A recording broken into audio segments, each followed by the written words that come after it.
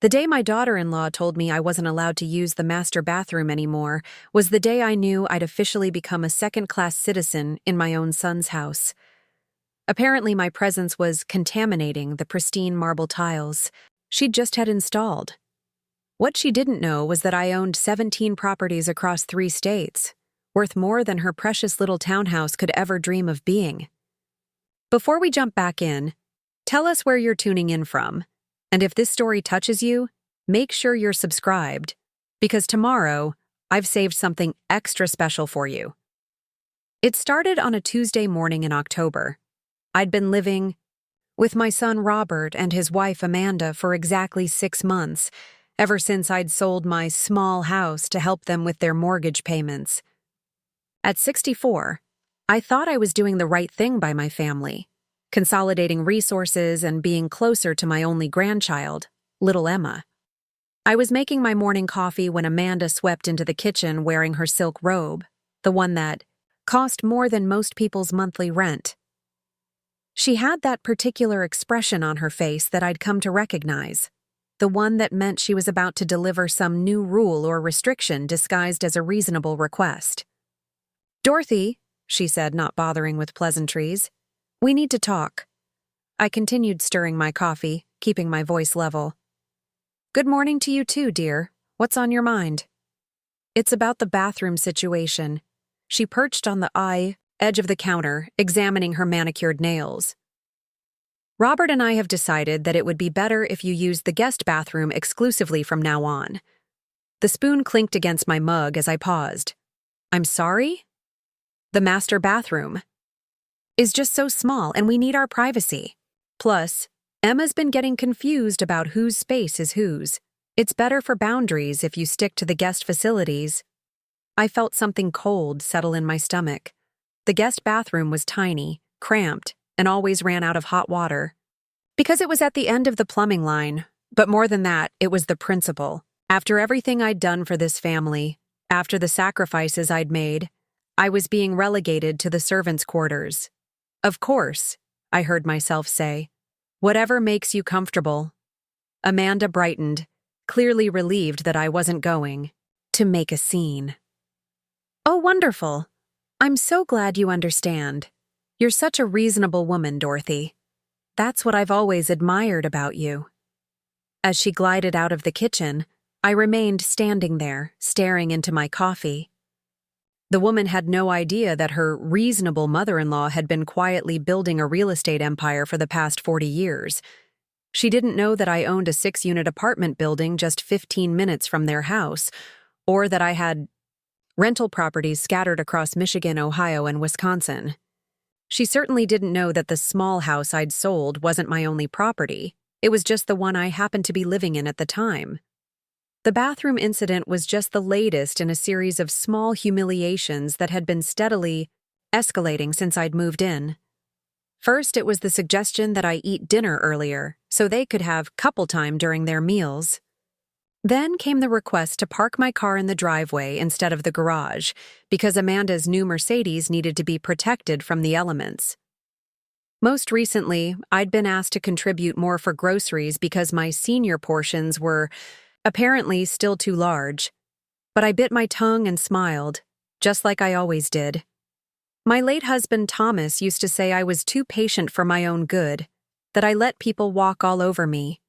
He'd been gone 3 years now, and I was still hearing his voice in my head, still feeling guilty about not standing up for myself. That afternoon, while Amanda was at her yoga class and Robert was at work, I called my property manager, Glenn. We'd been working together for over a decade, and he knew my portfolio better than anyone. "Dorothy, good to hear from you. How's the new living situation working out?" I found myself in my small bedroom, speaking in hushed tones even though I was alone in the house. "It's fine. Actually, I'm calling about the Riverside property." "Is the renovated unit ready to show yet?" "Just finished yesterday. We've already got 3 applications for it. With the updates you approved, we can probably get $2,500 a month." I smiled, feeling a familiar warmth. My properties were more than just investments. They were proof of my independence, my success, my ability to take care of myself. Something that no one in this house seemed to remember I was capable of. Excellent. And the Columbus building? How's the new property manager working out? Fantastic. She's already improved the occupancy rate by 12%. You really have an eye for people, Dorothy. After I hung up, I sat on my bed and looked around the small room I'd been assigned. It had been Emma's nursery before she moved to her big girl room, and I could still see the faint outlines where alphabet stickers had been peeled off the walls. The closet was too small for my clothes. The window faced the neighbor's fence, and the radiator clanged all night. But none of that bothered me as much as the way I was being treated by the people who were supposed to love me. That evening at dinner, the conversation turned to Emma's upcoming birthday party. "We're thinking of renting out the community center," Amanda said, cutting her salmon into precise pieces. "The house just isn't big enough for all the children we want to invite." Robert nodded enthusiastically. "It'll be worth it to see Emma happy. Though it is going to stretch the budget pretty thin." I looked up from my plate. "I'd be happy to help cover the cost." Amanda and Robert exchanged a glance, one of those wordless communications that married couples perfect over time. "Oh, that's sweet of you to offer," Amanda said, her voice dripping with the kind of condescension usually reserved for overeager children. "But we couldn't possibly ask you to dip into your pension for our expenses." "Besides, Mom," Robert added, "you've already helped us so much by selling your house and moving in here. We know this arrangement is helping you stretch your own budget." I felt my jaw tighten. They assumed I was living here because I needed financial help, when the truth was quite the opposite. I'd moved in because I wanted to be closer to my granddaughter, not because I couldn't afford my own place. But somehow, that narrative had gotten twisted into me being the poor elderly parent who needed their charity. "Actually," I said carefully, "my situation is more stable than you might think." Amanda laughed, a bright tinkling sound that was probably meant to be charming, but hit my ears like breaking glass. "Oh, Dorothy, you don't need to put on a brave face for us. We understand how hard it must be on a fixed income." "Everyone struggles at your age," Robert added, reaching over to pat my hand. "It's nothing to be ashamed of." I stared at my son, this man I'd raised from a colicky baby into what I'd thought was a successful adult. When had he become so patronizing? When had he decided I was fragile, incompetent, in need of his protection? "I appreciate your concern," I said, pushing my chair back from the table. "I think I'll turn in early tonight." As I climbed the stairs to my small room, I heard Amanda whisper to Robert, "I think we need to have a conversation about expectations. Your mother seems to think she has more money than she does." I paused on the landing, hidden in the shadows. "Maybe we should handle her finances for her," Robert whispered back, "just to make sure she's not overspending or getting scammed. Seniors can be so vulnerable to that kind of thing." The rage that shot through me was so sudden and intense that I had to grip the banister to keep from marching back down there. They wanted to manage my finances? These two people who were struggling to pay for a child's birthday party wanted to take control of my money? In my room, I pulled out my laptop and logged into my property management system. 17 properties. Preparing and narrating this story took us a lot of time, so if you are enjoying it, subscribe to our channel. It means a lot to us. Now back to the story. A gross annual income of over $300,000. A net worth that put me comfortably in the top 5% for my age group. I'd spent decades building this portfolio, starting with a small duplex I'd bought with my savings when Robert was in high school. While other women my age were planning their retirements around Social Security checks, I was planning mine around passive income streams. Thomas had been skeptical at first. "Real estate is risky," he'd said when I'd proposed buying our first rental property. "What if we can't find tenants? What if something major breaks?" But I'd done my research. I'd learned about market trends, cap rates, vacancy allowances. I'd started small and grown slowly, reinvesting every profit back into new properties. When Thomas had seen the success of that first duplex, he'd become my biggest supporter. "You have an instinct for this," he'd told me after we'd closed on our third property. "You see potential where other people see problems." He was right. I could walk into a run-down building and see exactly what it could become. I could look at struggling neighborhoods and identify the ones that were about to turn around. I'd built my empire not through luck or inheritance, but through knowledge, patience, and an eye for opportunity. And now my own son thought I was too feeble to manage my own affairs. I closed the laptop and prepared for bed, using the cramped guest bathroom with its lukewarm water and dim lighting. As I brushed my teeth, I caught my reflection in the small mirror. I looked older than my 64 years, tired in a way that had nothing to do with physical fatigue. When had I become this woman who accepted disrespect with a smile? When had I stopped advocating for myself? The next morning, Emma ran into the kitchen while I was making breakfast, her arms wrapping around my legs in a hug that instantly improved my mood. "Grandma, will you make pancakes?" "Of course, sweetheart."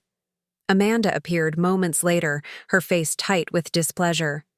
"Emma, what have I told you about bothering Grandma in the mornings?" "She's not bothering me," I said quickly. "I love making breakfast for her." "And I love your pancakes," Emma added, bouncing on her toes. Amanda's expression softened slightly at her daughter's enthusiasm, but her next words were directed at me. "We've been trying to establish healthier breakfast routines for Emma. Perhaps just cereal today?" I felt my shoulders sag. Even this small joy was being taken from me. Of course. As I poured cereal into Emma's bowl, Robert came downstairs, already checking his phone. "I'm showing properties all day," he announced. He'd become a real estate agent 2 years ago, after his previous career in marketing hadn't panned out. The irony wasn't lost on me that my son was struggling to sell houses while I'd been successfully buying and selling them for 4 decades. "How's business?" I asked, genuinely interested. He shrugged. "Slow. The market's been weird lately. Too many investors coming in and pricing out regular buyers." I nearly choked on my coffee. Robert had no idea that I was one of those investors he was complaining about. Just last month, I'd outbid a young couple for a duplex in their neighborhood, though I'd done it through my LLC to maintain privacy. "Maybe you need to diversify," I suggested. "Look into different types of properties." Amanda scoffed. "Real estate is complicated enough without getting fancy. Robert's learning the basics first." The condescension in her voice made me set my mug down harder than necessary. "You're right, of course. What would I know about real estate?" Both of them. Missed the sarcasm entirely. The weekend brought yet another incident that made my living situation feel increasingly untenable. Emma had invited a friend over for a playdate, and the 2 girls were running around the house when Emma's friend asked to use the bathroom. "The one upstairs is off limits," Emma said with the serious tone children use when repeating adult rules. "Grandma has to use the small one, so that's probably where you should go too." I was in the kitchen when I overheard this exchange, and I felt my face burn with embarrassment. It was one thing to accept this arrangement privately, but having children understand that I was being treated as a second-class resident was something else entirely. Later that evening, after Emma's friend had gone home, I decided to address the situation. "Robert," I said, finding him in his home office, "I think we need to discuss the household arrangements." He looked up from his computer, distracted. "Is everything okay, Mom?"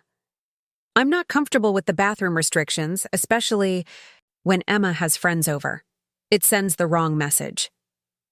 His face immediately shifted into that patient expression he'd perfected, the one that made me feel like I was being unreasonable. "Mom, we talked about this. It's just more practical this way." "Practical for whom?" "For all of us." Amanda specifically asked. Amanda asked, and you agreed, without considering how it might make me feel. Robert sighed, closing his laptop. "Look, I don't want to get into this with you, but Amanda does most of the cleaning in this house. If she's more comfortable with this arrangement..." I clean too, I interrupted. I've been doing my own laundry, keeping my room tidy, helping with dishes. I know, Mom, and we appreciate that. But this isn't really about cleaning, is it? It's about respect and boundaries. There it was, the real truth. This wasn't about bathrooms or practicality. This was about keeping me in my place, making sure I understood my position in their household hierarchy. You're right, I said quietly. It is about respect. As I left his office, I heard him sigh again, the sound of someone dealing with a difficult situation. I was the difficult situation. The inconvenient mother who'd moved in and disrupted their perfect life. That night, I lay in bed listening to the radiator clang and thinking about the conversation I'd had with my friend Barbara earlier that week. Barbara was in a similar situation with her daughter's family, and she'd been complaining about feeling invisible, unappreciated. Sometimes I wonder if they even remember I'm here, she'd said, except when they need babysitting or help with bills. At the time, I'd felt grateful that my situation wasn't that bad. But now I realized I'd been lying to myself. My situation was exactly that bad. I was just better at pretending it wasn't. The breaking point came the following Tuesday. I'd had a property inspection scheduled for 9 in the morning, one of my units in a building about 20 minutes away. The tenant had reported some minor plumbing issues, and I wanted to check them myself rather than just relying on the maintenance crew's assessment. I'd mentioned the night before that I'd be out for a few hours in the morning. What I hadn't mentioned was that I was going in my capacity as a property owner, not just a senior citizen running errands. When I returned to the house around 11, I found Amanda in the living room with 2 of her friends, all of them holding coffee cups and speaking in hushed tones.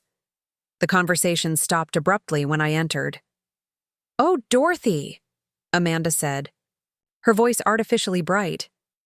"How was your outing?" "Fine, thank you." One of her friends, a woman I'd met briefly before named Christine, smiled at me with that particular expression people get when they're trying to be kind to someone they pay. "Amanda was just telling us about how independent you are," Christine said. "It's so wonderful that you're still able to get around on your own." I felt something inside me crack. Yes, I manage. "Where did you go today?" the other friend asked. Her name was Julia, and she had the eager expression of someone who enjoyed gathering gossip. "Did you have appointments?" "I had some business to take care of." Amanda jumped in quickly. "Mom likes to stay busy. It's good for seniors to have routines, activities." They were talking about me as if I were a child or a pet. Poor Dorothy, trying so hard to stay relevant, pretending she had important places to be. "What kind of business do you handle these days?" Julia asked, leaning forward with interest. "I know Robert helps you with the important stuff." The implication was clear. Robert handled the real decisions while I pottered around with trivial errands. "Property inspections," I said calmly. "Tenant issues, maintenance scheduling, the usual." Amanda's friends exchanged glances, clearly confused. "Oh, you work for a property management company?" Christine asked. "That's wonderful that they hire seniors." Before I could correct her, Amanda spoke up. No, she's just helping out a friend. Dorothy likes to feel useful." The condescension in her voice was so thick I could almost taste it. Likes to feel useful. As if my business activities were charity work, something to keep the old lady occupied. I excused myself and went to my room, my hands shaking with anger. From behind my closed door, I could hear their conversation resume, now with Amanda explaining about how challenging it was to have an elderly parent living with them. "She tries so hard to contribute," Amanda was saying. "But you know how it is. They want to feel independent, even when they're not really anymore. We have to be patient." That was the moment I decided enough was enough. I opened my laptop and began composing an email to Glenn. It was time to remind my family and myself exactly who Dorothy Matthews really was. It was time to stop hiding behind their assumptions and show them what they'd been taking for granted. The plan I began to formulate wasn't about revenge, exactly. It was about respect. And if they couldn't give it freely, perhaps they needed a demonstration of why it was deserved. I spent the rest of the afternoon reaching out to my contractors, my property managers, my accountant. By the time Robert and Amanda sat down for dinner, I'd set a series of events in motion that would very thoroughly shake their assumptions about poor, dependent Dorothy. At dinner, I decided to test the waters. "How was your day?" Robert asked. The question directed more at Amanda than at me. "Fine," I said. "I've been thinking about making some changes, though." Amanda looked up sharply. "Changes?" "Well, since living arrangements here seem to be causing some stress for everyone, I thought it might be time to consider alternatives." Robert's face immediately showed concern. "Mom, we don't want you to feel like you have to leave. This is your home, too." "Is it?" I asked quietly. "Because lately, it's felt more like I'm an inconvenient house guest." "That's not true." Amanda protested, though her voice lacked conviction. "We love having you here." I looked at them both. These two people who thought they were managing me, protecting me, making decisions for my own good. They had no idea what was coming. "I appreciate that," I said. "But I've been thinking it's time I had my own space again. Somewhere I can have my own bathroom, my own kitchen, my own rules." Robert frowned. "Mom, finding a good apartment that you can afford won't be a problem," I finished. "Trust me on that." They exchanged one of their looks again, that wordless communication that said they thought I was being unrealistic, maybe even showing early signs of cognitive decline. But they would learn soon enough how wrong they were. They would discover that the woman they'd been treating like a burden, like a charity case, like an elderly relative to be managed and contained, was actually someone they should have been respecting all along. I excused myself from dinner early, claiming tiredness. But I wasn't tired. I was energized for the first time in months. Tomorrow, the first phase of my plan would begin, and Amanda would learn that guest bathrooms were the least of her concerns.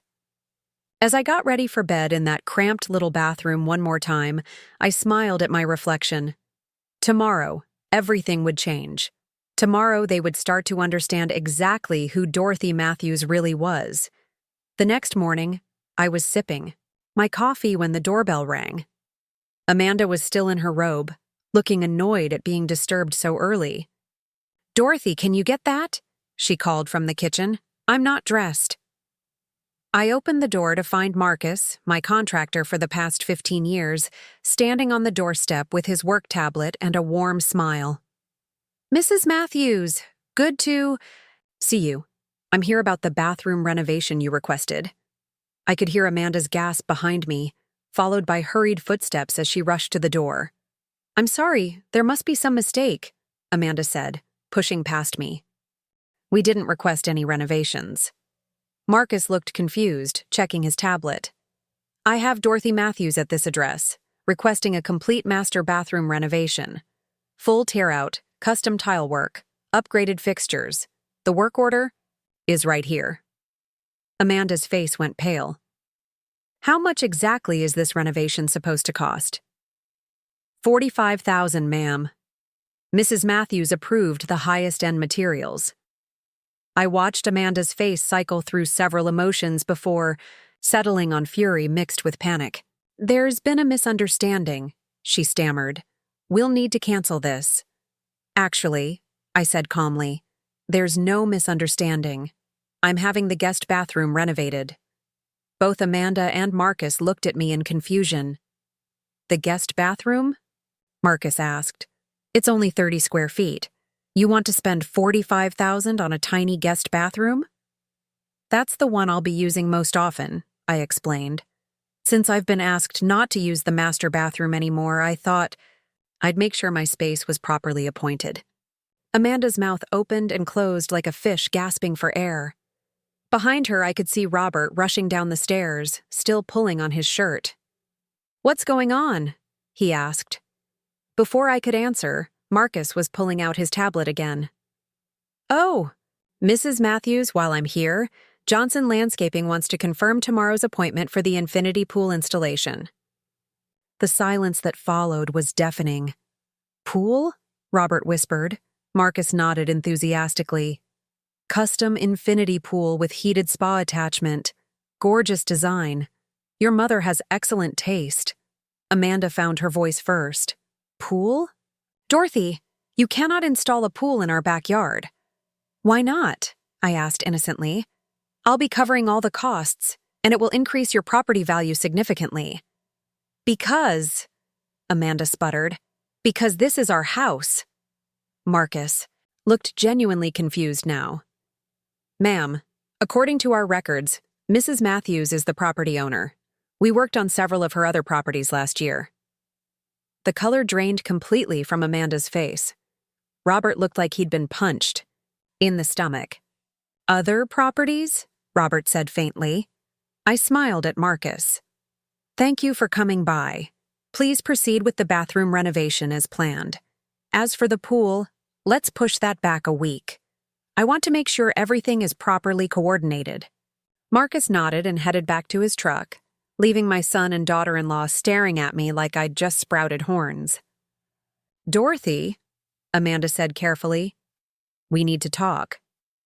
"Of course, dear. But first I need to take a call from my accountant. Something about quarterly tax payments on my rental income." I walked into the kitchen and answered my phone, speaking loud enough for them to hear every word. "Yes, Helen. I received the portfolio summary. The Columbus property is performing well above expectations.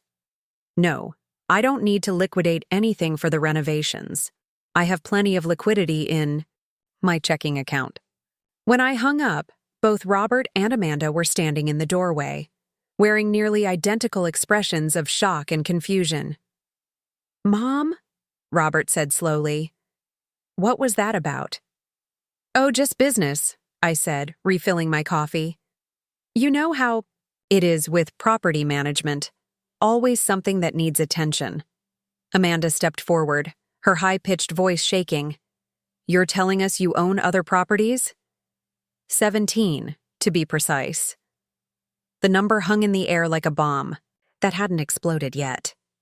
17? Robert's voice cracked on the word. "Residential mostly, though I do have 2 small commercial buildings and a mixed-use development.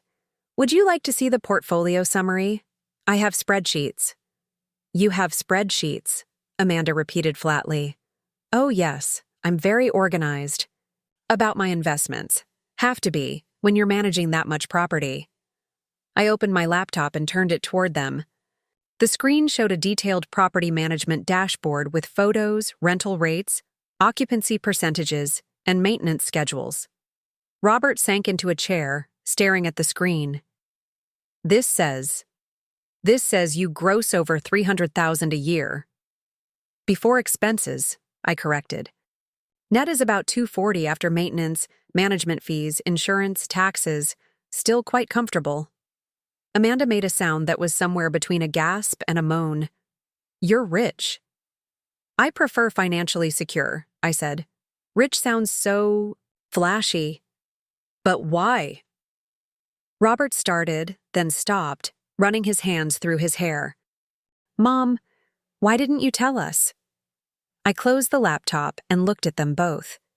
Really looked at them, seeing the confusion, the embarrassment, the dawning realization of how they'd been treating me.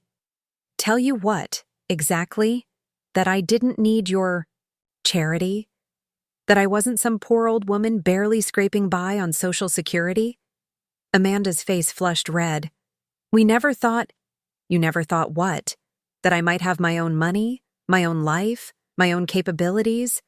My voice remained calm, but I could feel the anger I'd been suppressing for months finally finding its way to the surface. "You assumed I was desperate, broke, dependent? You treated me like a burden you were graciously shouldering." "That's not fair," Robert protested, but his voice lacked conviction. "Isn't it? When did either of you ask about my finances? When did you inquire about what I'd been doing with my life before I moved here? You saw an older woman who was willing to sell her house to help with your mortgage, and you assumed that meant I was at your mercy. The doorbell rang again, interrupting the tense silence. This time it was Susan from my property management company, holding a briefcase and looking professional. Mrs. Matthews, I have those contracts for the new acquisition. The sellers accepted our offer on the 4-unit building downtown. I could hear Amanda make a strangled noise behind me. Wonderful, I said. Come in, Susan. We can finalize everything in the kitchen. As Susan spread the contracts across the kitchen table, she chatted enthusiastically about the property's potential. With the renovations you've planned, we should be able to increase the rent by 30%. The location is perfect for young professionals. I think you'll see a return on investment within 3 years. I signed the documents while Robert and Amanda watched in stunned silence. The purchase price alone was more than their annual household income. After Susan left, the 3 of us sat around the table not speaking for several minutes. Finally, Amanda broke the silence. How long? How long what? How long have you been doing this? Buying properties? Since before Robert was born. I bought my first duplex when I was 23. I was tired of throwing money away on rent. Robert's head shot up. Before I was born? But Dad always said you didn't have any money when I was young. Your father didn't always pay attention to our financial details. I handled the investments while he focused on his engineering work. But why didn't you live in a nicer house? Why did we always worry about money? I smiled sadly. Because I was reinvesting everything back into new properties. The house we lived in was paid off, but modest.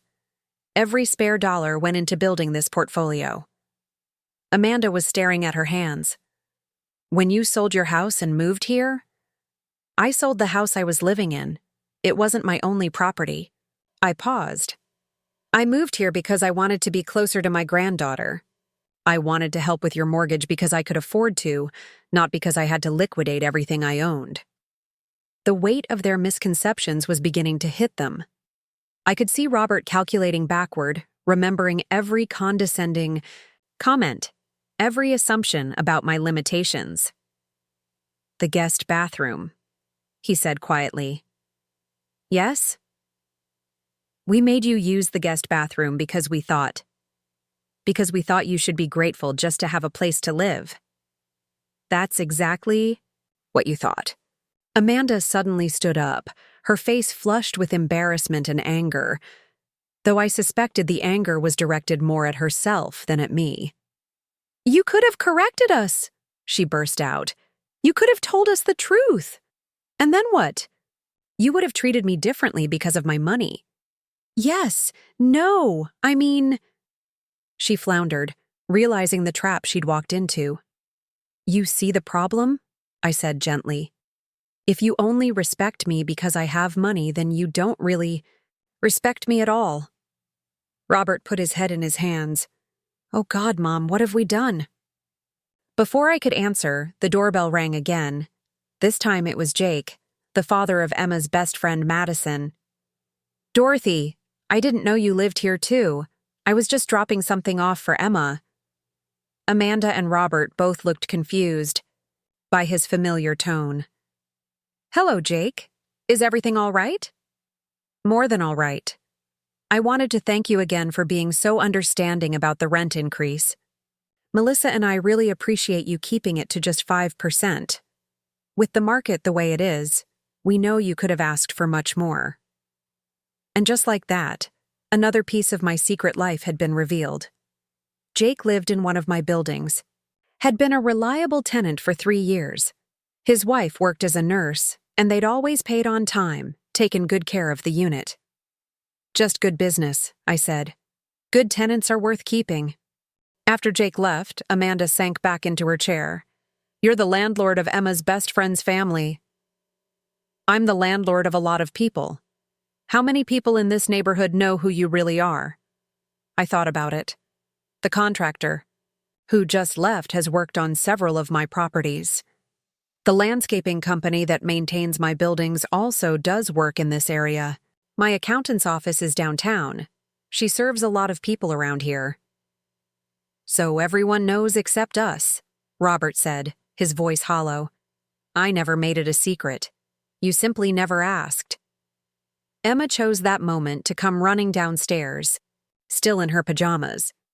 Grandma, Madison's dad said you're his landlord. That's so cool. Does that mean you own their house? I own the building they live in, sweetheart. Like how Daddy sells houses but you own them. Something like that. Emma clapped her hands together. That's awesome. Can I see them? Are they nice houses? Amanda finally seemed to shake off her shock. Emma, go get dressed. We'll talk about this later. After Emma had reluctantly trudged back upstairs, the three of us sat in silence again. I think, I said finally, we need to have a serious conversation about our living arrangement here. Both of them looked at me with something approaching fear.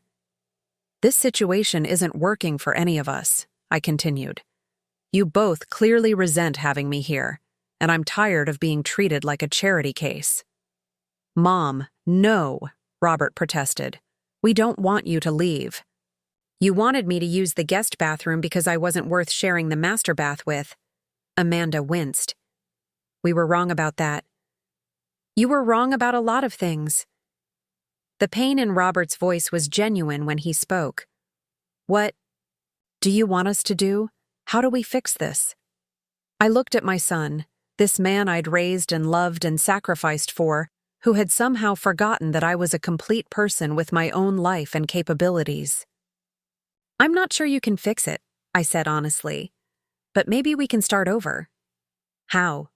I stood up and walked to the window, looking out at the backyard where my infinity pool would soon be installed, if I decided to keep this property at all. First, you need to understand that I'm not living here because I need to. I'm here because I chose to be. If that changes, if you make me feel unwelcome again, I'll leave.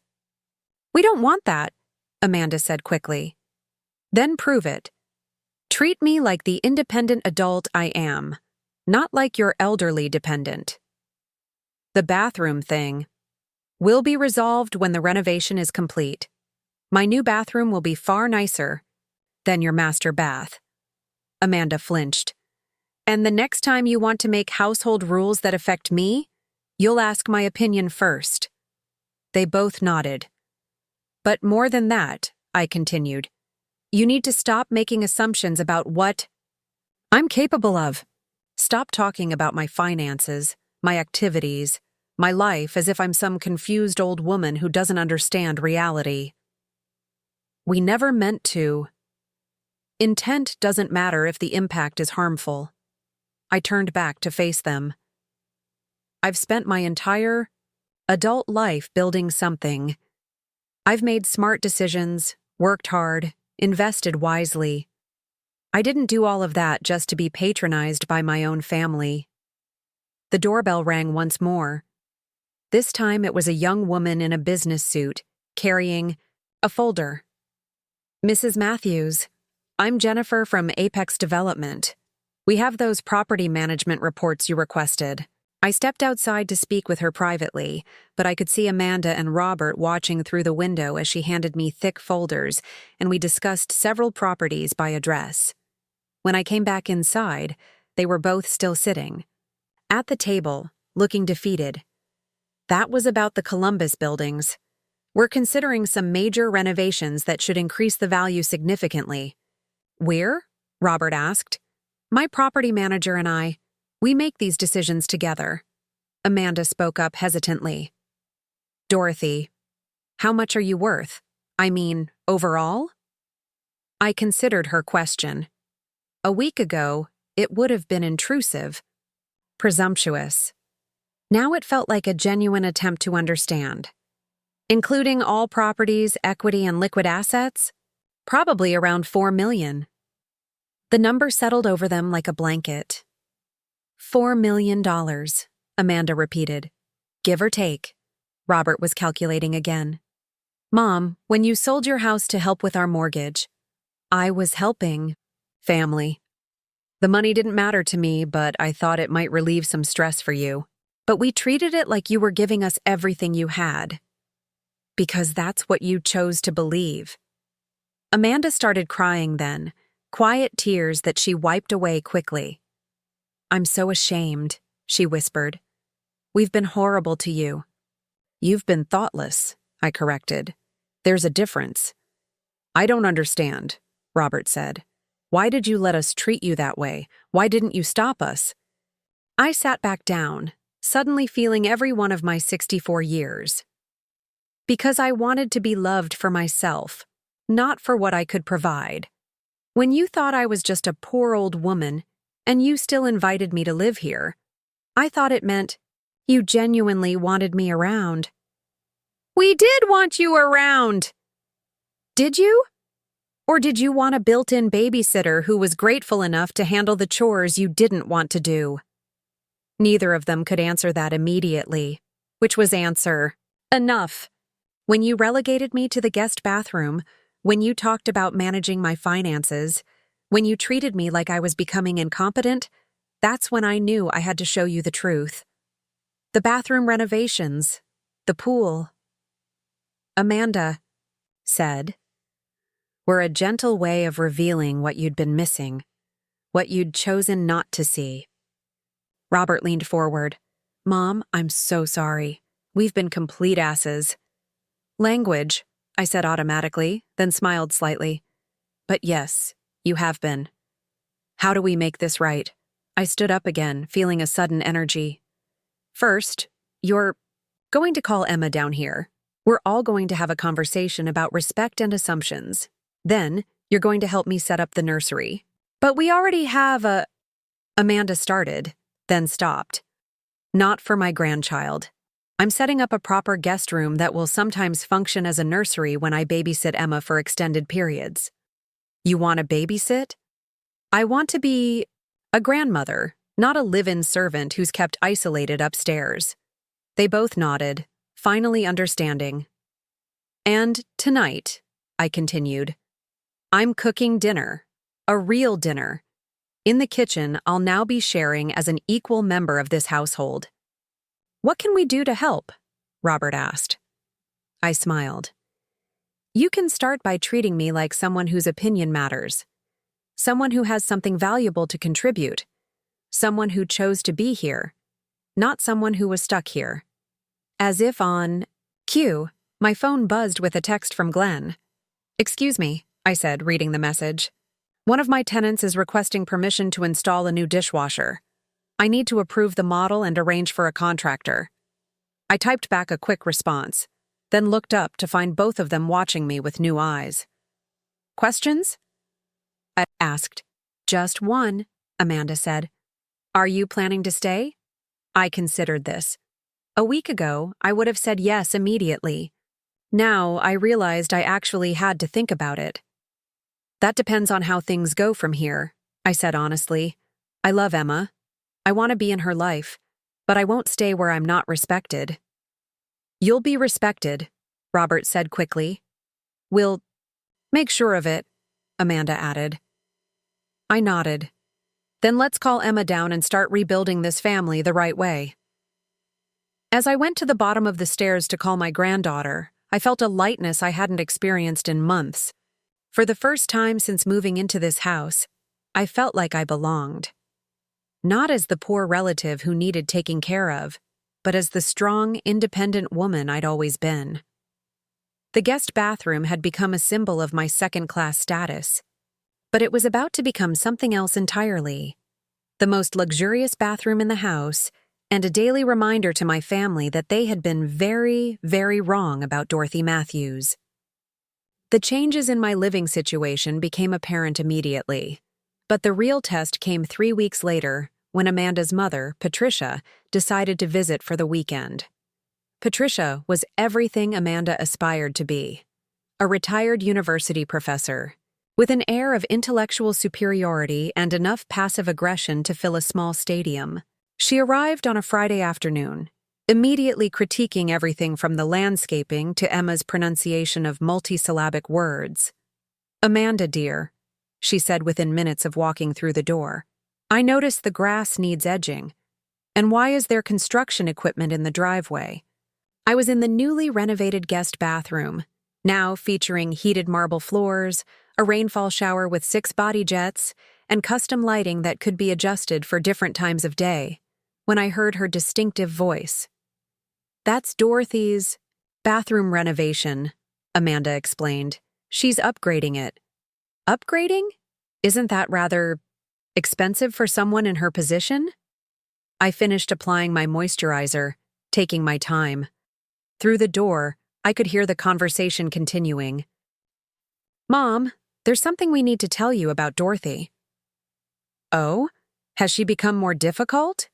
I've always worried about elderly relatives becoming demanding when they're living on charity. I opened the bathroom door and stepped into the hallway, wearing my silk robe and radiating the confidence that comes from having just soaked in a bathtub that cost more than most people's cars. "Good afternoon, Patricia," I said warmly. "How lovely to see you." Patricia's eyes widened slightly as she took in my appearance. I looked refreshed, relaxed, and definitely not like someone living on charity. "Dorothy," she replied carefully. Amanda was just mentioning bathroom renovations. "Oh yes, Marcus did beautiful work. Would you like to see?" Before Patricia could respond, I had gently ushered her toward the bathroom. Her gasp was audible as she stepped inside. "My goodness," she breathed. "This is extraordinary." I'm quite pleased with how it turned out. The heated floors are lovely in the winter, and the steam function in the shower is wonderfully therapeutic. Patricia ran her hand along the custom vanity with its marble top and LED-lit mirror. This must have cost a fortune. "It was worth it," I said simply. As we returned to the living room, Patricia's wheels were clearly turning. She couldn't quite reconcile the expensive renovation with her assumptions about my financial state. "Dorothy," she said slowly, "forgive me for asking, but how exactly are you affording such luxurious upgrades?"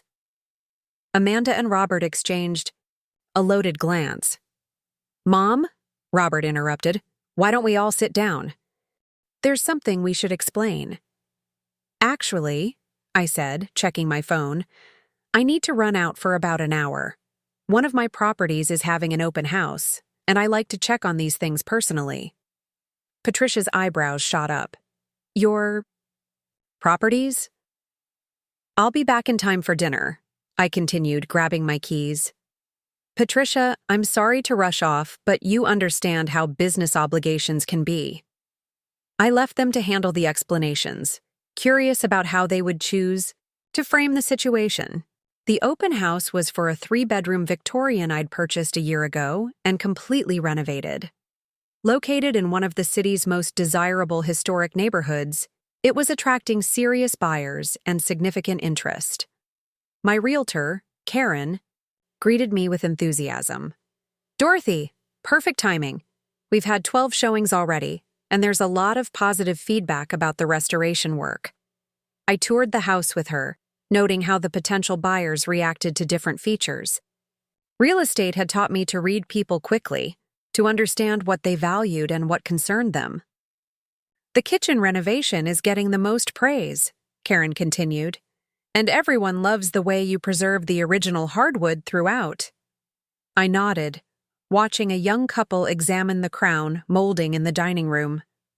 They had the intense focus of serious buyers who were already imagining their furniture in the space.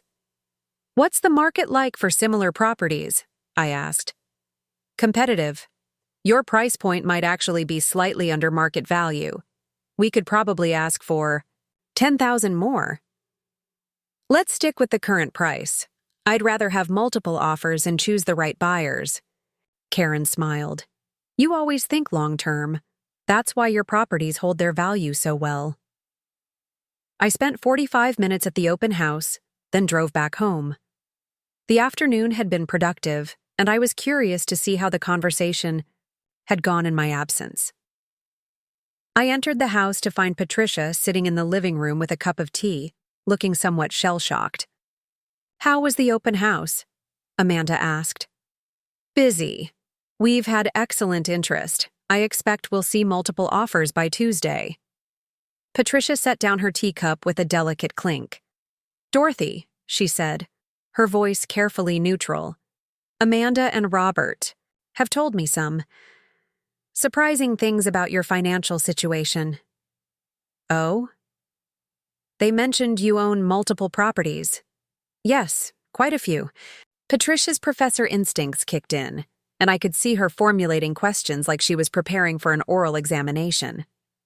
May I ask how you got started in real estate? I smiled, recognizing her tone. This wasn't judgment.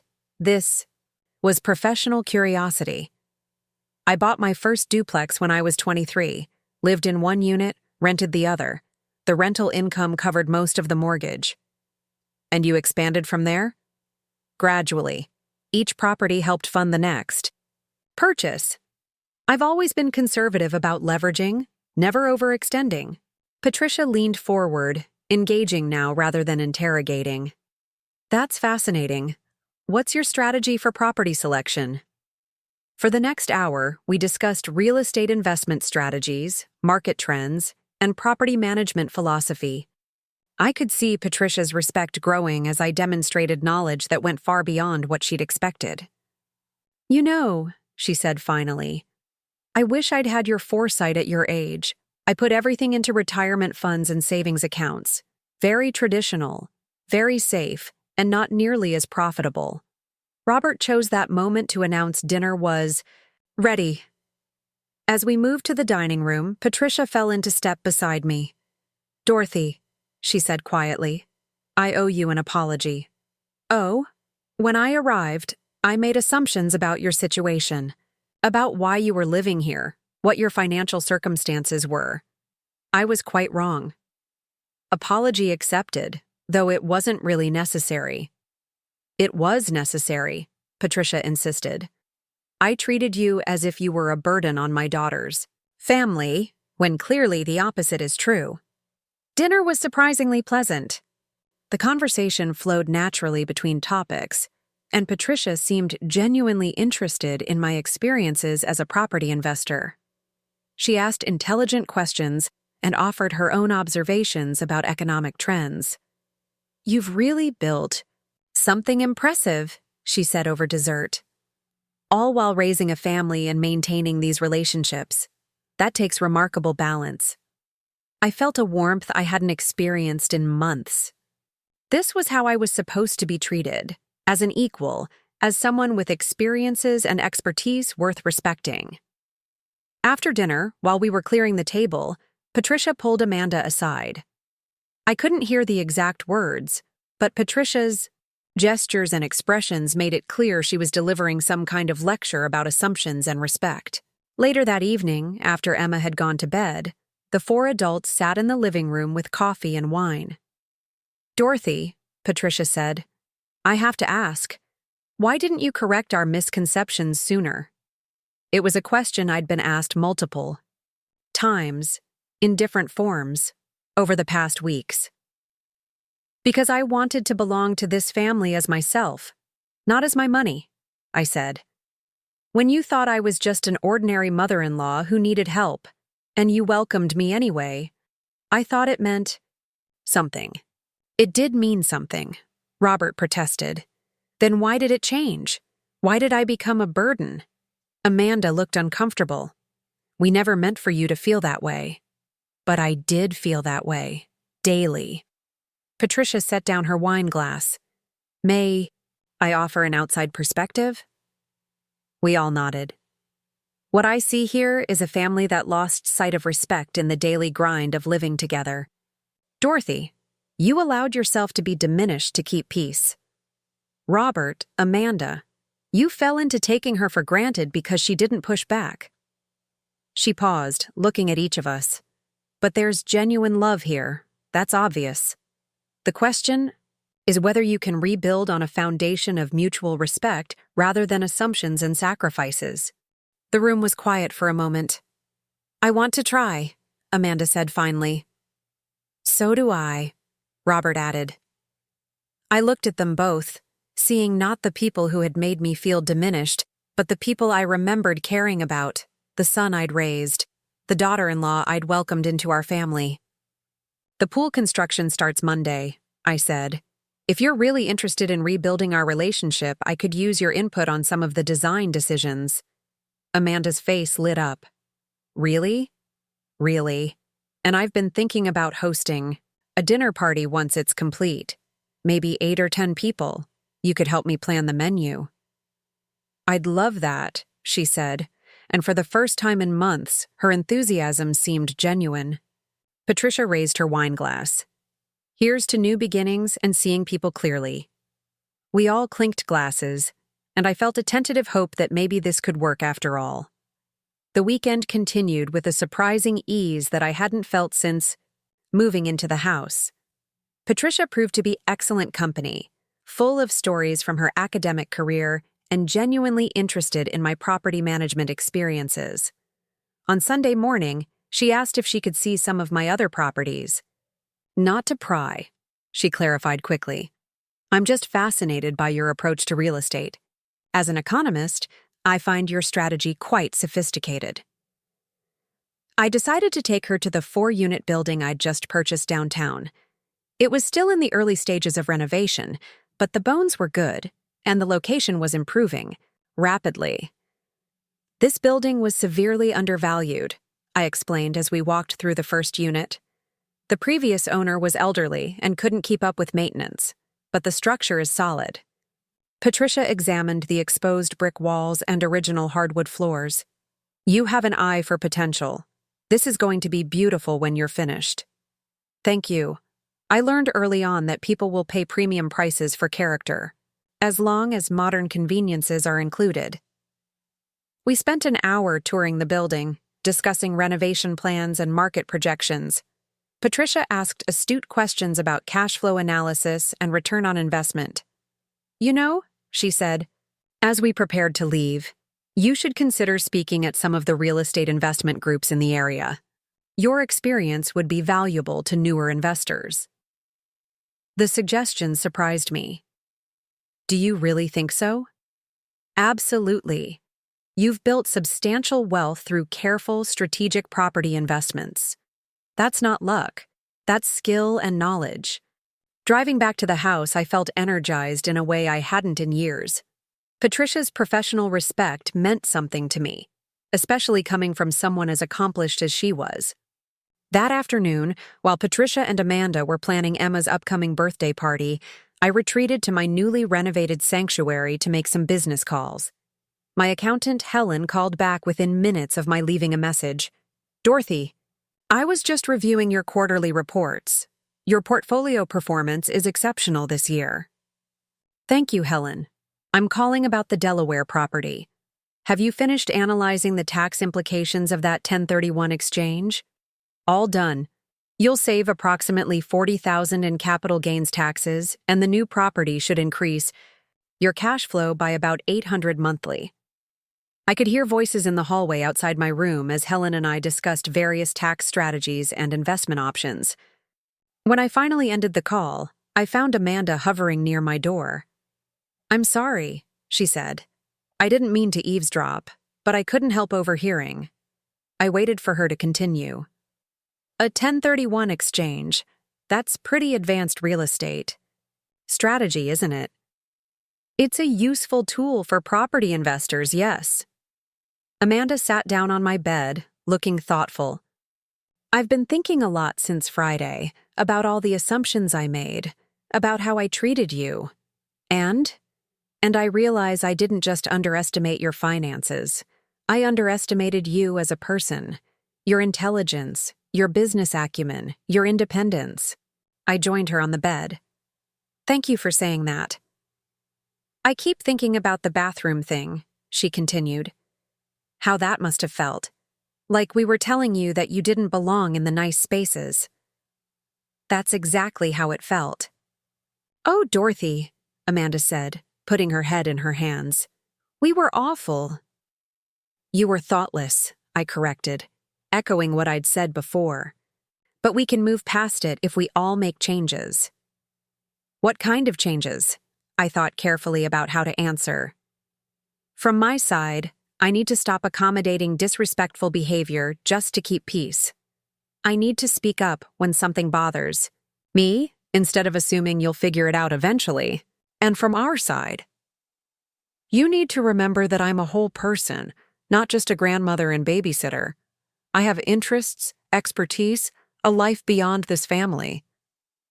Can I ask you something personal? I nodded. Do you miss being married? Living alone? The question caught me off guard. I miss Thomas terribly, I said honestly.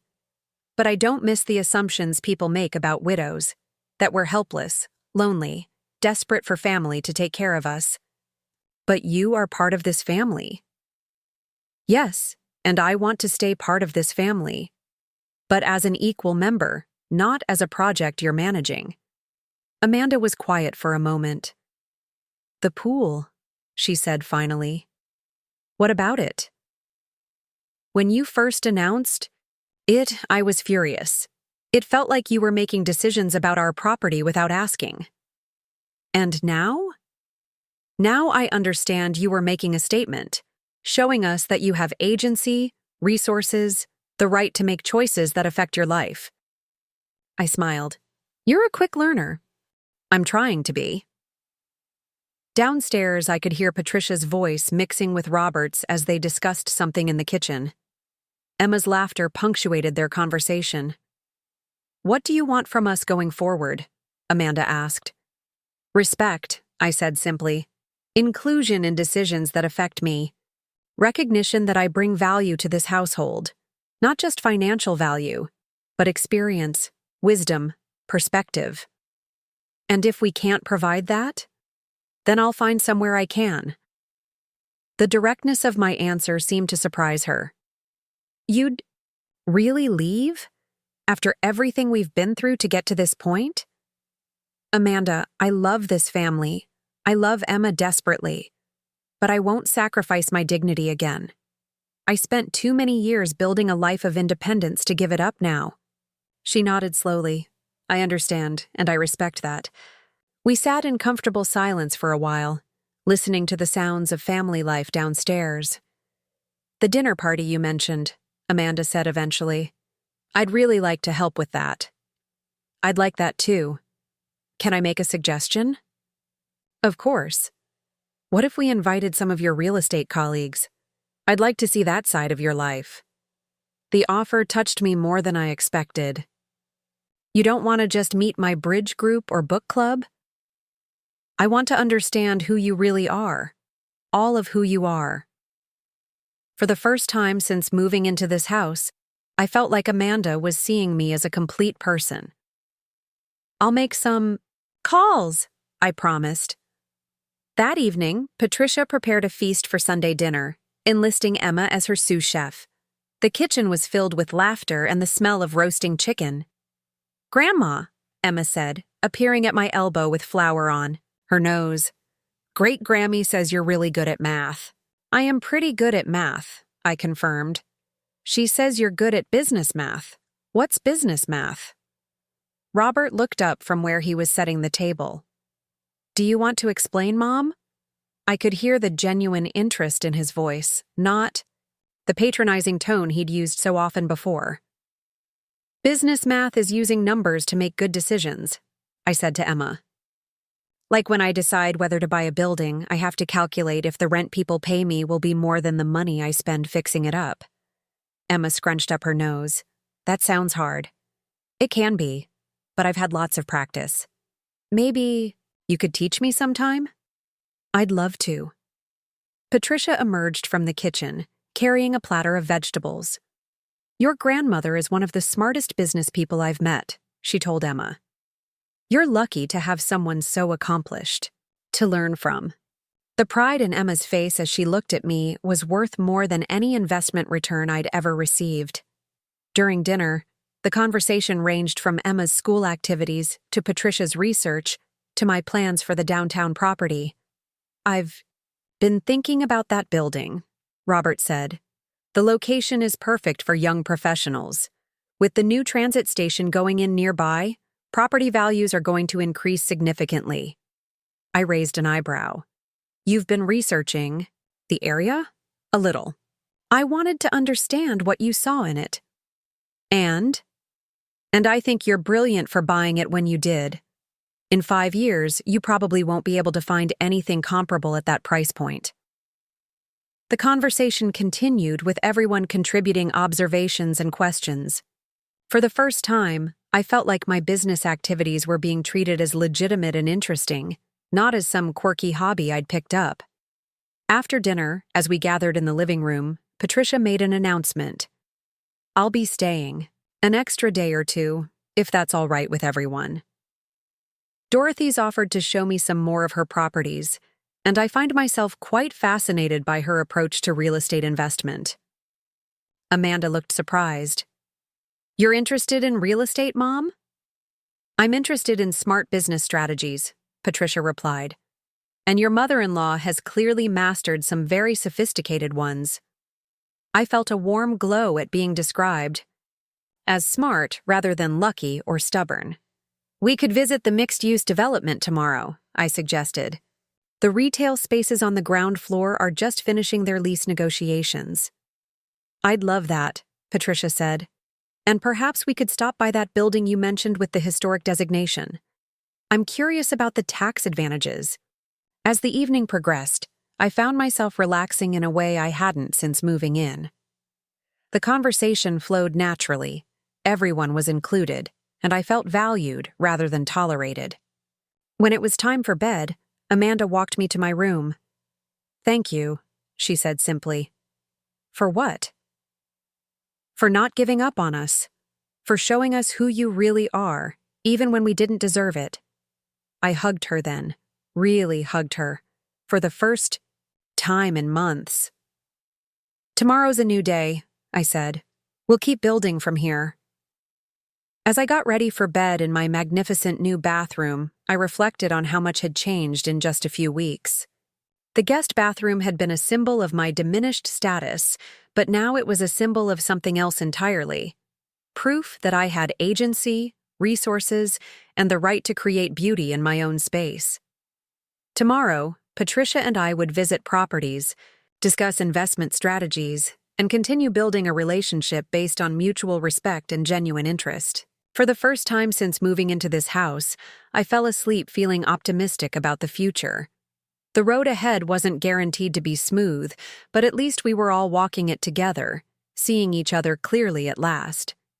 And if the sight of my heated marble floors every morning served as a reminder to my family that they'd been wrong about Dorothy Matthews, well, that was just an added bonus. The pool construction began on Monday morning at precisely 7 a.m., much to our neighbor Mrs. Henderson's visible displeasure. I watched from my window as she peered over the fence, her face full of disapproval at the sight of heavy machinery in our backyard. By 8 o'clock, she was at our front door. Amanda answered, looking slightly frazzled in her bathrobe. Good morning, Mrs. Henderson. How can we help you? That commotion in your backyard woke up our entire household, Mrs. Henderson declared, her voice carrying that particular pitch that indicated she was building up to a full complaint. And I demand to know what kind of construction project requires such enormous equipment. I emerged from the kitchen, coffee in hand. Good morning, Judith, I said pleasantly. I apologize for the early start. The pool installation should be much quieter after today. They're just excavating now. Mrs. Henderson's eyes nearly popped out of her head. Pool? You're installing a pool? An infinity pool with a spa attachment, I confirmed. The design is quite lovely. Would you like to see the plans?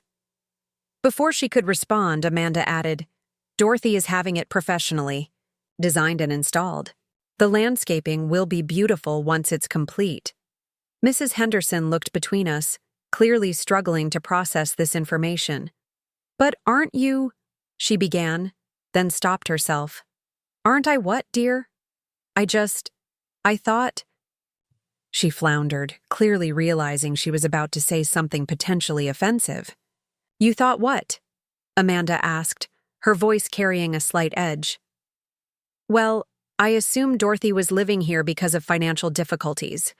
Not that there's anything wrong with that, of course, but a pool seems rather extravagant in those circumstances. I smiled serenely. How thoughtful of you to be concerned about our finances, Judith. But please don't worry. I can assure you the pool is well within my budget. Mrs. Henderson's face cycled through several expressions before settling on forced politeness. Of course, I didn't mean to imply. I was merely concerned about the noise. The construction crew has promised to keep noise to a minimum during reasonable hours, I said. And once it's complete, you and Harold are welcome to admire it from your side of the fence. After she left, Amanda and I looked at each other and burst into laughter.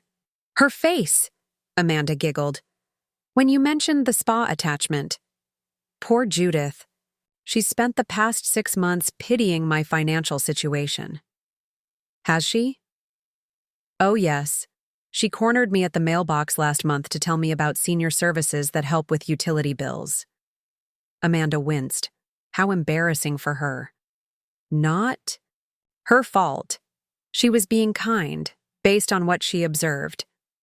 We stood watching the excavation team work with their impressive machinery. Dorothy, Amanda said thoughtfully, how many other neighbors know your real situation? Most of them don't. I've never been the type to display wealth ostentatiously. But some know. The Johnsons down the street know I own rental property. They've asked for recommendations about contractors and property managers. The Petersons across the way know I'm in real estate because their daughter rents one of my units. It's funny, Amanda mused. You've been living this completely different life that we knew nothing about. Not different, just more complete than you realized. We were interrupted by a commotion at the front of the house. Robert had just left for work, and I could hear him talking animatedly to someone in the driveway. Who could that be? Amanda wondered. We went to investigate and found Robert speaking with a well-dressed couple in their 50s. The woman was carrying a tablet and several folders. Mom, these are David and Linda Peterson, real estate investors. From Chicago. They heard about your downtown property and drove down to see it. David stepped forward, extending his hand. Mrs. Matthews, we apologize for stopping by unannounced. We heard through the investor network that you recently acquired that Victorian building downtown. We're very interested in learning about your renovation plans. I shook their hands, intrigued. How did you hear about the building? Linda smiled. Word travels fast in our circles. Karen mentioned your purchase at last month's investment meeting in Chicago. Your reputation for quality renovations is quite impressive. Would you like to see the property? I asked. I was planning to check on the progress today anyway. That would be wonderful, David replied. We've been looking for similar opportunities in this market. Amanda looked surprised. Investment meetings? In Chicago? Mrs. Matthews speaks. At several real estate investors' associations, Linda explained. Her presentation on historic property renovation and tax credits was particularly insightful. I could see Amanda processing this information. Another piece of my life she hadn't known existed. Amanda, would you like to come with us? I asked. You mentioned wanting to understand my business better. Her face lit up. Really? You don't mind? Not at all. We can grab lunch afterward.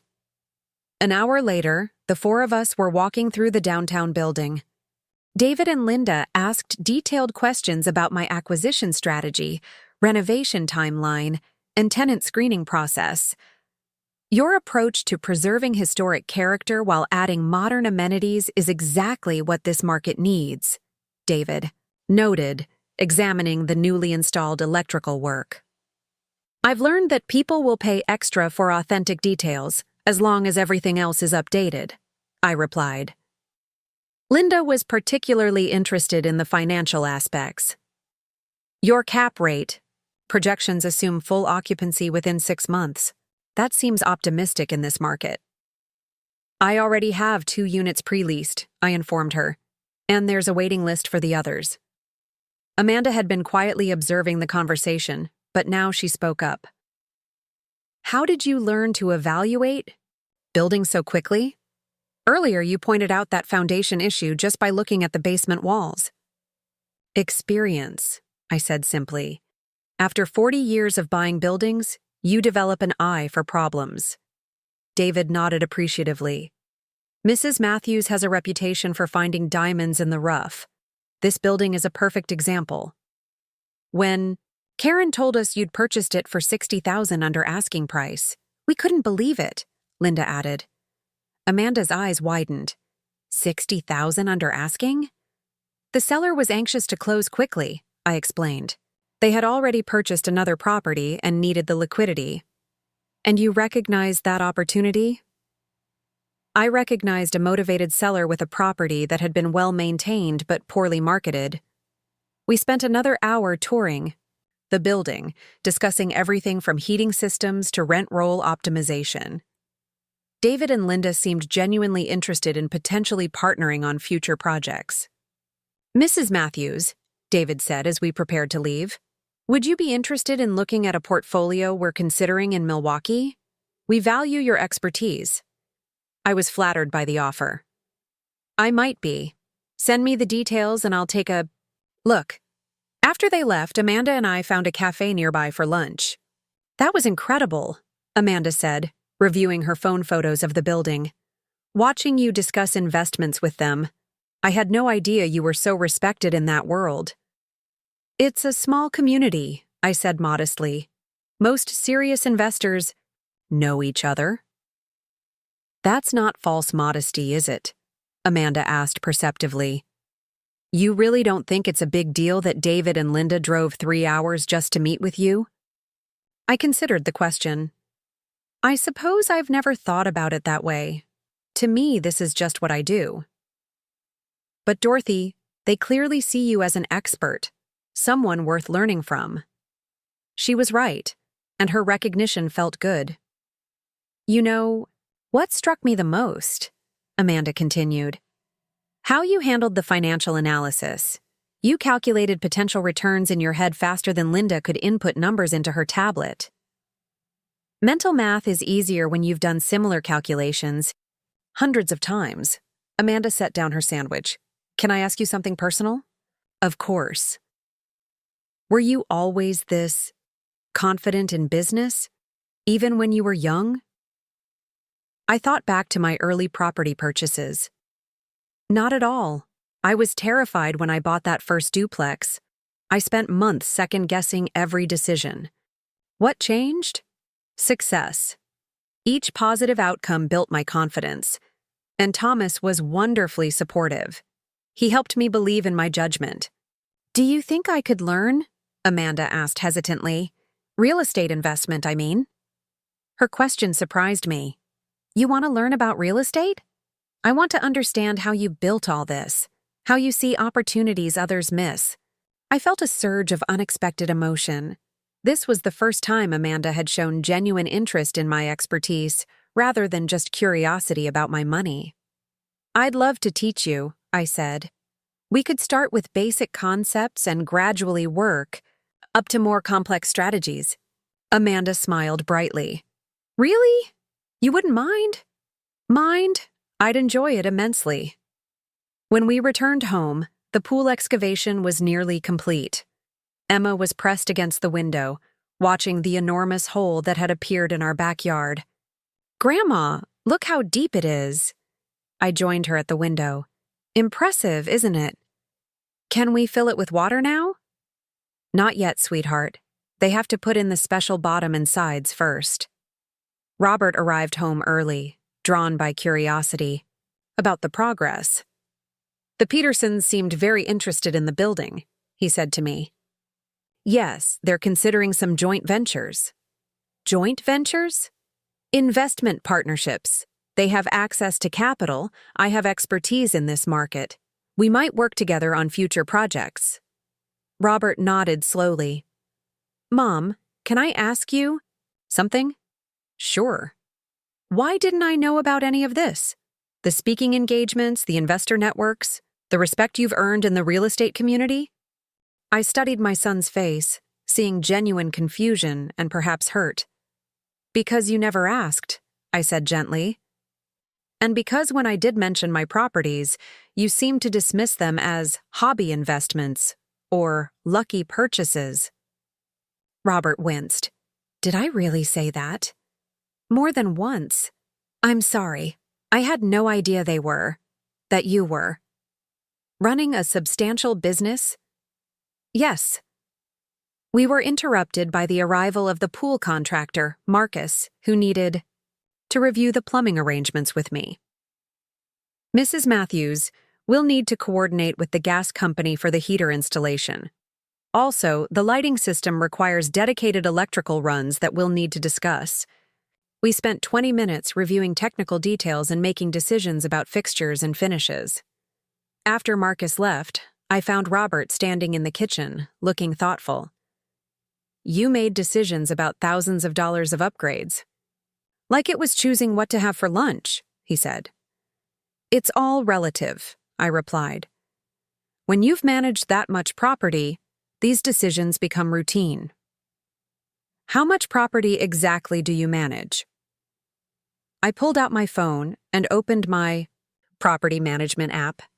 Currently, 17 properties totaling 83 units, plus 2 commercial spaces and the mixed-use development. Robert sat down heavily. 83 units. Jesus, Mom. Language. "Sorry, but Mom, that's a substantial operation." "Yes, it is." "And you handle all of this yourself?" "I have a property management company for day-to-day operations, but I make all the major decisions. I review all the maintenance reports, approve all capital expenditures over $500, and personally screen all new tenants." Amanda joined us in the kitchen, overhearing the conversation. "All of them? Personally?" "I've learned that good tenants are the key to successful property investment. It's worth the time to find the right people." "How do you find time? For everything?"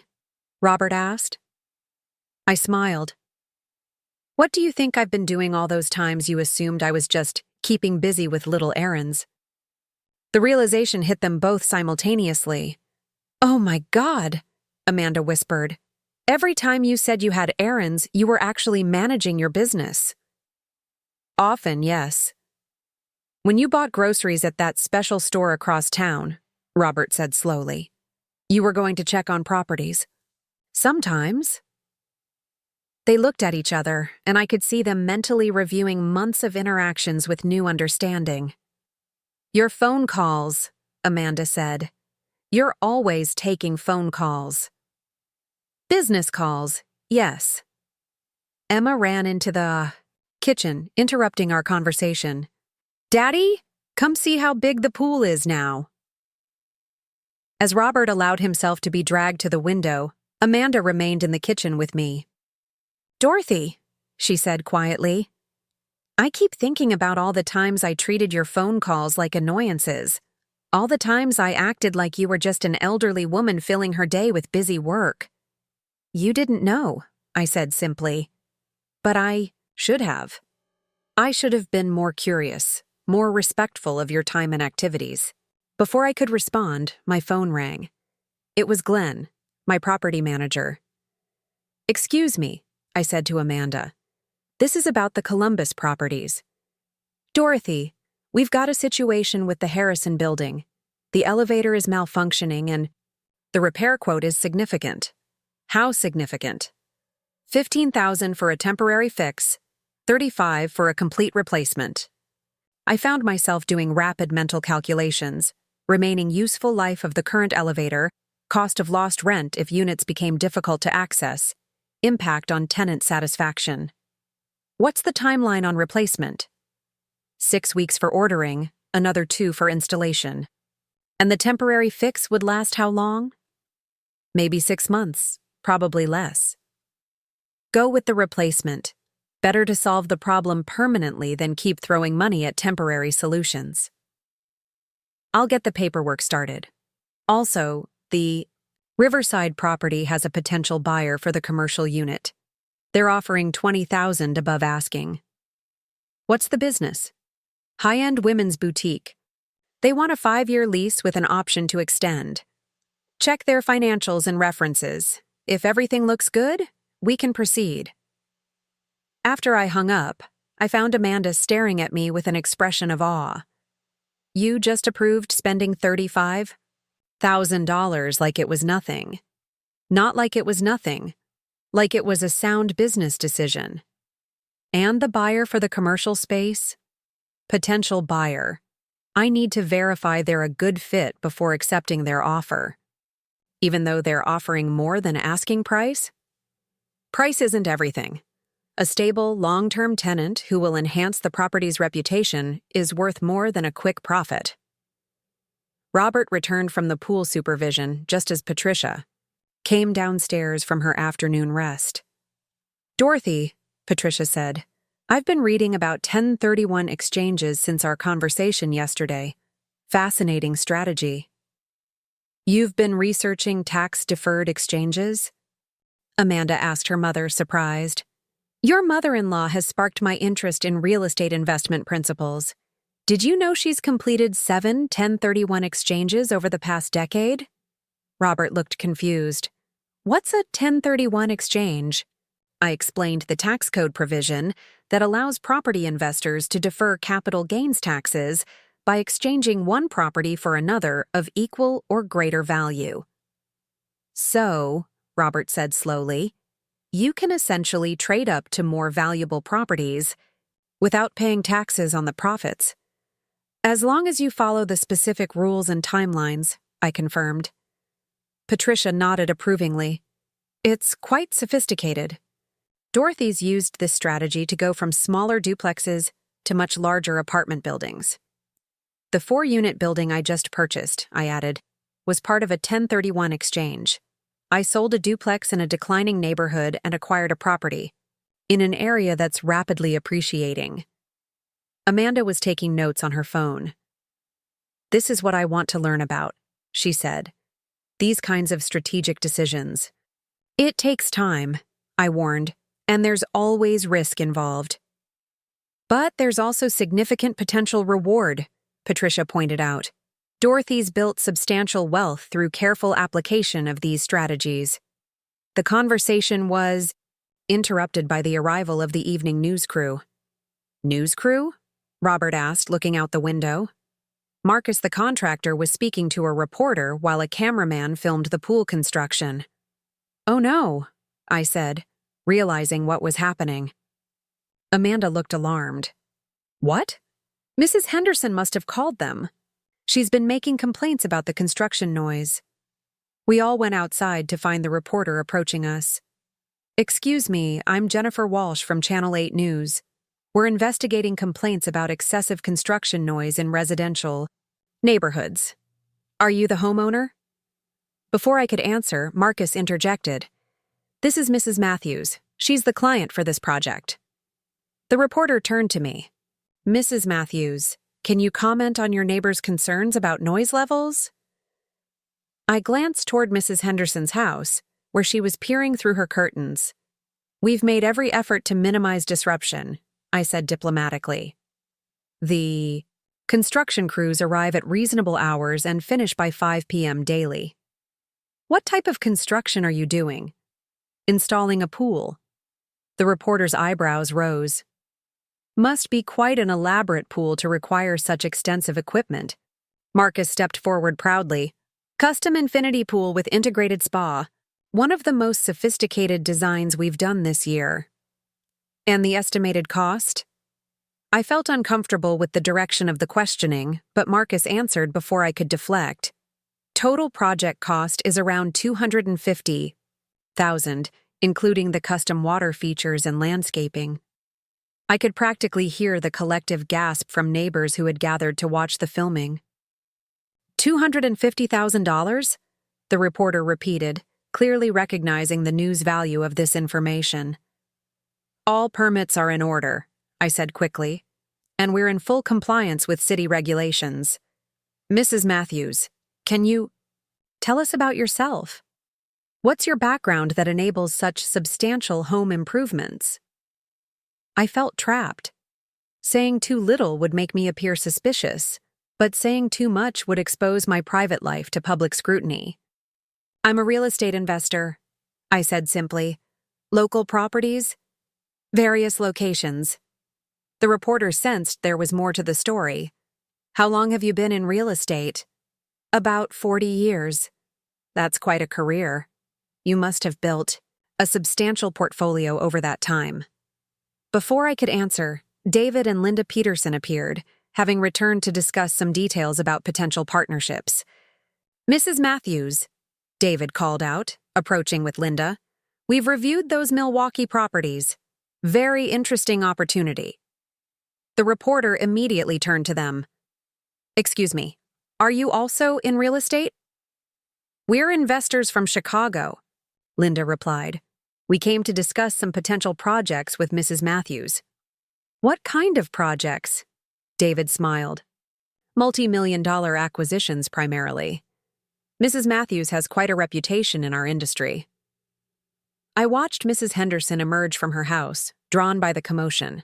Her face was a mixture of shock and curiosity as she processed what she was hearing. The reporter, sensing a bigger story, pressed on. Mrs. Matthews, it sounds like you're quite successful. Can you give us some idea of the scope of your business? I looked around at my family, my neighbors, and the news crew, realizing there was no way to maintain my privacy now. I own a small real estate portfolio, I said carefully. Nothing too dramatic.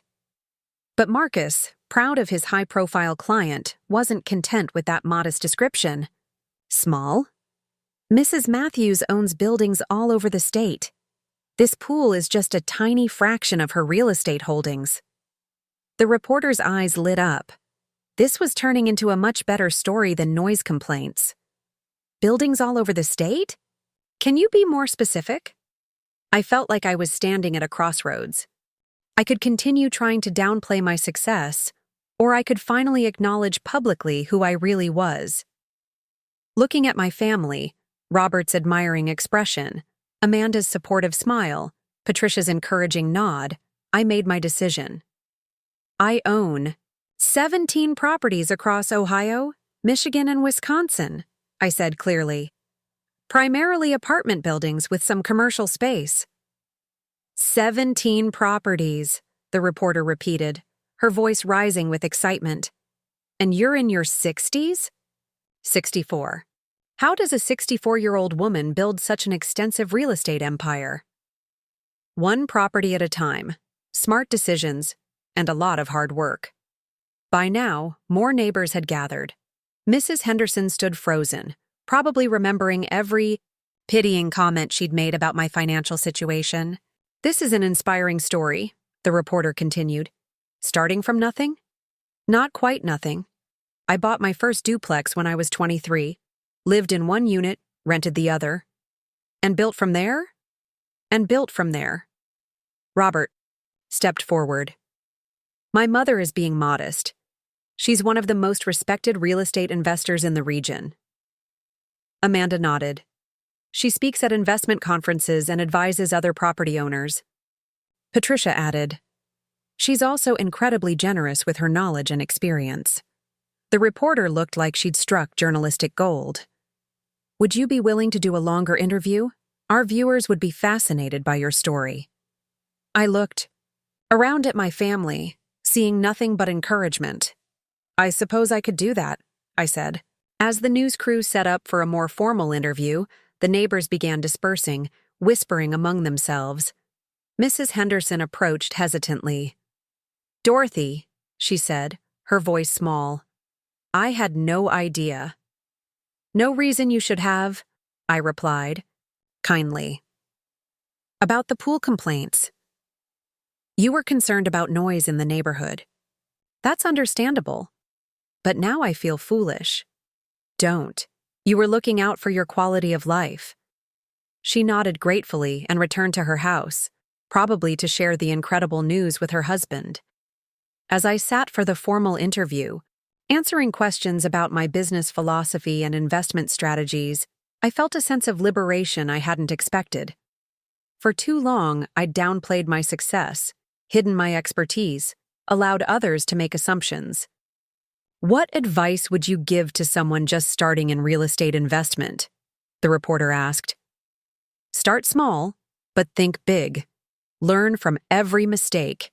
And never let anyone tell you that you're too old, too female, or too anything to succeed in this business." When the interview was over and the news crew had departed, my family and I stood in the backyard, looking at the enormous hole that would soon be our beautiful infinity pool. "Well," Robert said finally, "I guess everyone knows now." "Are you okay with that?" Amanda asked me. I considered the question. For years, I'd maintained my privacy, kept my business life separate from my personal life. But the forced revelation felt strangely freeing. "Yes," I said, surprising myself. "I think I am." Patricia smiled. "You should be proud of what you've accomplished." "And we should be proud of you," Amanda added, "instead of making you feel like you had to hide it." As the sun set, we went inside for dinner. Over the meal, the conversation naturally turned to business strategies and investment opportunities. For the first time since moving in, I felt completely comfortable discussing my work with my family. My phone rang during dessert. It was Karen, my realtor. "Dorothy, I just saw the news preview. They're promoting your story for tomorrow night's broadcast." "Oh my," I said, feeling a flutter of nervousness. "This is wonderful publicity. I've already had 3 calls from potential sellers who want to work with you specifically."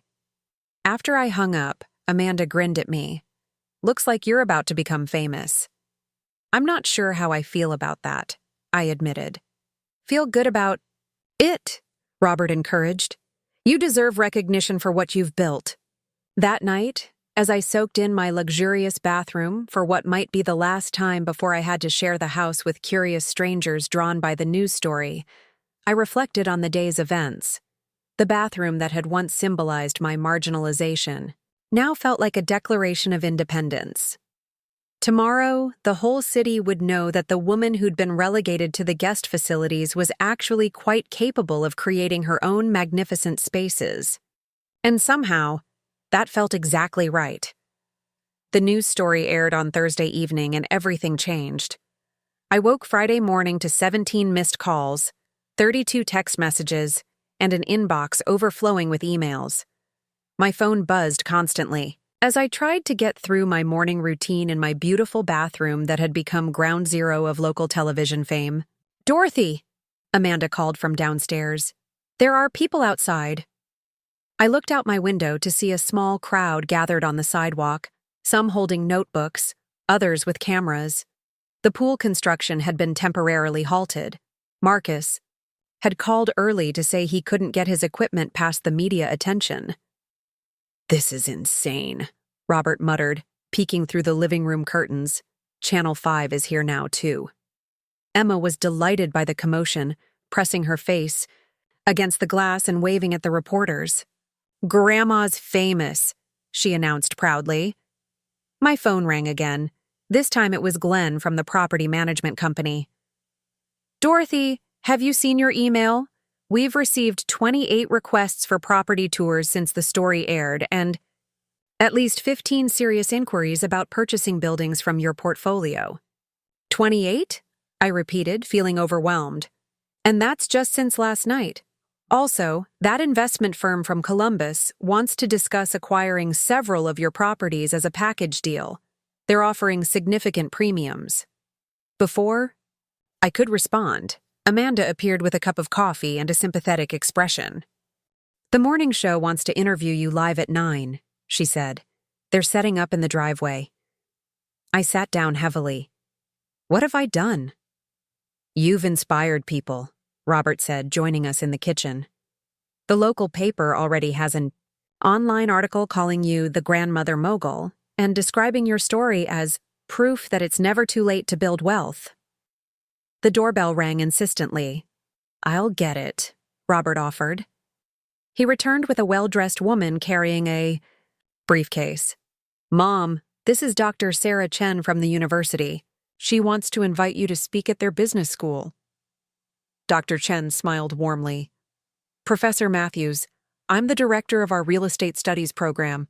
Your story has created quite a buzz among our students and faculty. We'd be honored if you'd consider giving a guest lecture. I'm not a professor, I corrected gently. You're a practitioner with 40 years of experience and a portfolio worth millions. That's even better than academic credentials. As we discussed potential speaking engagements, more visitors arrived. A representative from a women's investment club, a reporter from a business magazine, and someone claiming to represent a cable television network interested in following my story. By noon, I felt like I was drowning in opportunities. We need to manage this better, Amanda suggested. Maybe set up specific times for interviews and meetings? Or hire a publicist, Patricia added. She'd extended her stay indefinitely, fascinated by the unfolding drama. I don't want to be a celebrity, I protested. I just wanted to build wealth and have a nice place to live. Emma ran into the kitchen, followed by Robert. Mom, our neighbors are giving paid interviews about you to a gossip website. Paid interviews? Mrs. Henderson just told someone from Celeb Talk that you seemed like just a normal grandmother until the truth came out. I couldn't help laughing. Well, I suppose that's accurate. The situation grew more surreal when a black SUV pulled up outside and 3 men in expensive suits emerged. Who are they? Amanda asked. Robert went to find out, returning with wide eyes. Private equity firm from New York. They want to discuss acquiring your entire portfolio. The entire thing? All 17 properties. They mentioned something about creating a Dorothy Matthews real estate investment trust. I felt a sudden surge of irritation. They want to turn my life's work into an investment product named after me? Apparently, and they flew here just to meet with you. That afternoon, I found myself sitting in my living room with 5 different groups of potential business partners, investors, and media representatives. Each had a different vision for leveraging my brand, scaling my success, or monetizing my story. The pool contractors watched from outside, unable to continue their work with the chaos in the backyard. Mrs. Matthews, one of the New York investors, was saying, "We see enormous potential in packaging your properties for institutional buyers. Your story adds significant value to the assets." Your story could inspire millions, the TV producer interjected. We're envisioning a show called Golden Years, Golden Properties, following you as you help other seniors build wealth through real estate. And think of the book possibilities, added a literary agent who'd appeared from nowhere. Your memoir could be a bestseller, from Duplex to Dynasty or Guest Bathroom to Goldmine. I held up my hand, suddenly exhausted. Stop, everyone, please stop. The room fell silent. I need some time to think about all of this. Please leave your information and I'll consider your proposals. After everyone had filed out, leaving behind a stack of business cards and contracts, I sat alone in my living room. Amanda found me there an hour later. How are you holding up? I feel like a circus attraction, I admitted. You know you don't have to do any of this, right? You can just say no. I looked at her gratefully. When did you become so wise? Maybe when I started listening to you instead of making assumptions. That evening, we had our first normal family dinner in days. The reporters had finally departed, and the pool construction could resume Monday. I've been thinking, I announced over dessert, about all these opportunities. And? Robert asked. I've decided what I want to do. They all leaned forward. I'm going to accept the university teaching opportunity. 1 guest lecture to start, maybe more if I enjoy it. That's wonderful, Patricia exclaimed. I'm also going to work with that women's investment club to create an educational program about real estate investing. What about the book deal? Amanda asked. I might consider it, but for the story I want to tell, not the sensationalized version they're pushing. And the TV show? I shook my head firmly. Absolutely not. I didn't come this far to become a reality star. What about the investment offers? I'm not selling. These properties are my life's work, not commodities to be traded. Over the next week, the media attention gradually subsided, but the impact lingered. My phone still rang regularly with speaking requests and consulting opportunities. I chose carefully, accepting only those that aligned with my values. The pool construction resumed and was completed beautifully. When the contractors finished, I threw a small party to celebrate. Not just the pool, but the new equilibrium we'd found as a family. Mrs. Henderson and several other neighbors attended, their attitudes completely transformed. The woman who'd once offered me information about utility assistance programs now asked for advice about property investment. I have some savings I've been keeping in CDs, she confided. Maybe you could help me understand how to make them work harder. I smiled. I'd be happy to help you explore your options. The local newspaper ran a follow-up story with the headline, "Neighborhood Real Estate Queen Returns to Normal Life, Sort of."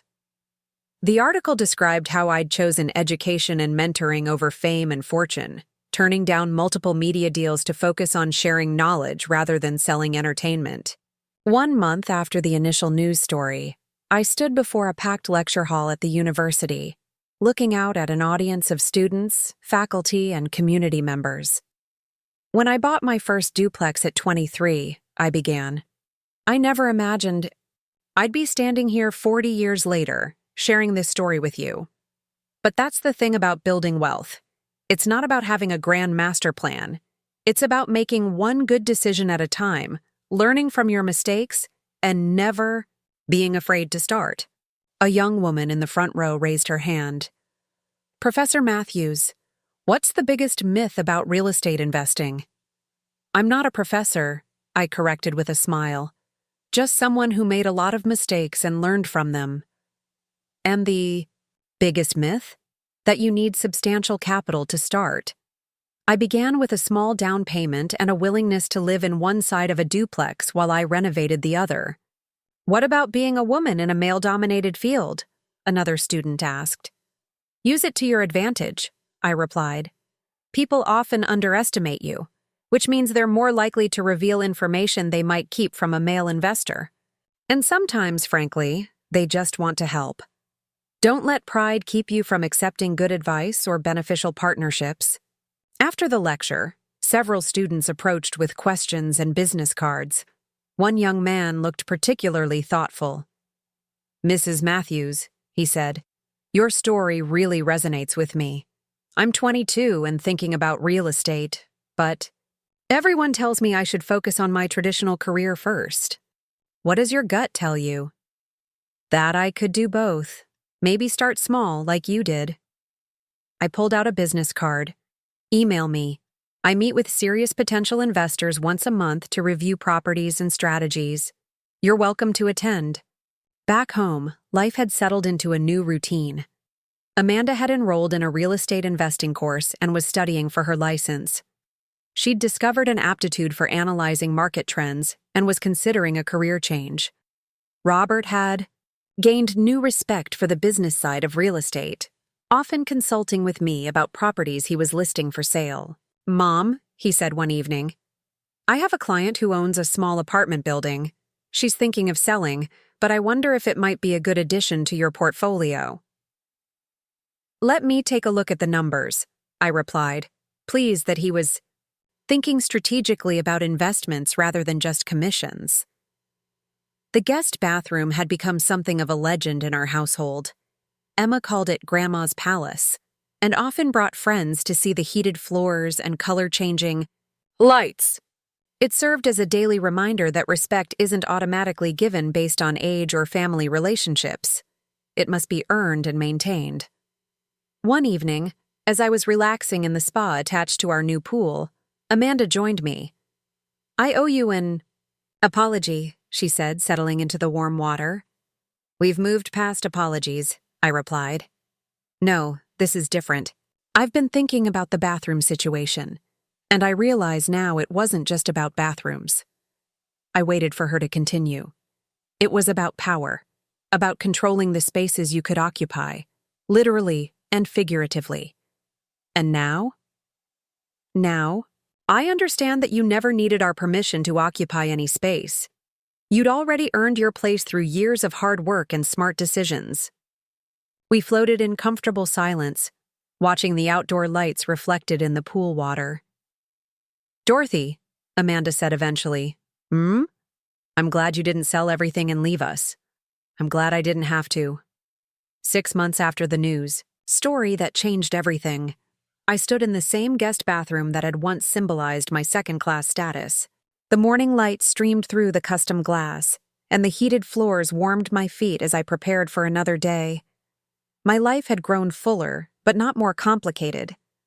I'd found a balance between sharing my expertise and maintaining my privacy, between helping others and protecting my own interests. The portfolio had grown by 2 properties, and I'd mentored 6 families through their first real estate investments. 3 of my students from the university lecture series now owned their own rental properties. As I headed downstairs for breakfast, I could hear Emma practicing piano in the living room, Amanda discussing property valuation methods on a call with her study group, and Robert reviewing listings with a client who wanted investment properties, rather than just a primary residence. Our family dynamic had completely transformed. Where once I'd been the elderly relative graciously hosted out of obligation, I was now recognized as a matriarch, entrepreneur, and mentor. The shift hadn't happened overnight, but it had been worth every awkward conversation and difficult moment. Mrs. Henderson waved from her yard as I stepped outside to check on the pool maintenance. We'd become unlikely friends, bonding over property, investment strategies, and swapping stories about dealing with difficult tenants. "Morning, Dorothy. I wanted to let you know the duplex viewing went well. The young couple seems very promising." She was one of my first students, and after 6 months of mentoring, she'd purchased her first investment property. Wonderful. Remember to check their employment verification carefully. "Already on it. You taught me well." As she headed back inside, my phone buzzed with a text from the university. They wanted to discuss establishing a Dorothy Matthews scholarship for students interested in real estate entrepreneurship. I smiled, remembering the lonely woman who'd once felt grateful just to have a place in her son's house. That woman would never have imagined this future. Not the wealth, not the recognition, but mostly not the deep satisfaction of being valued for her mind, her experience, and her wisdom. The guest bathroom had taught me an important lesson. How you allow others to treat you becomes how you're treated. By insisting on respect, by refusing to accept less than I deserved, I hadn't just improved my own life. I'd created a model for everyone around me. As I prepared for another day of property reviews, mentoring sessions, and family time, I felt deeply grateful. Not for the money or the recognition, but for the second chance to be seen, really seen, by the people I loved most. The pool sparkled. In the morning sun, a symbol of the choices that had changed everything. But the real transformation wasn't visible in marble bathrooms or infinity pools. It was in the way my family now looked at me, with respect, admiration, and genuine interest, in my thoughts and experiences. I was still the same woman who'd been relegated to the guest bathroom 6 months ago. But now, everyone could see what had always been true. Dorothy Matthews was a force to be reckoned with, and guest bathrooms would never be good enough again. Looking back now, 5 years after that first morning, Amanda told me I could only use the guest bathroom. I find myself in a place I never imagined possible.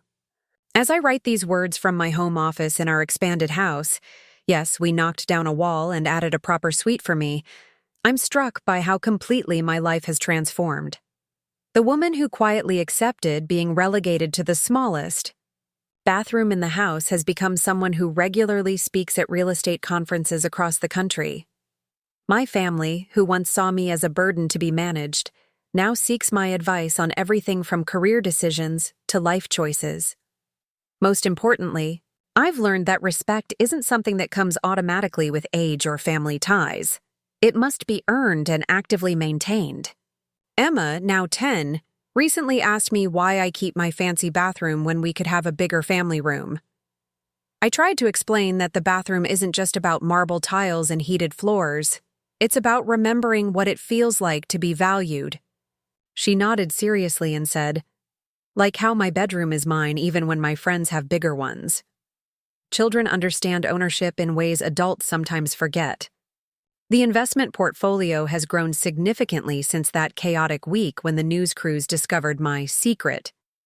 I now own 25 properties across 4 states, with a net worth that still surprises me when my accountant provides annual summaries. But the numbers aren't what matter most anymore. What truly changed my life wasn't revealing my wealth. It was standing up for myself. The bathroom situation had become a metaphor for how I was being treated in general. Acceptable.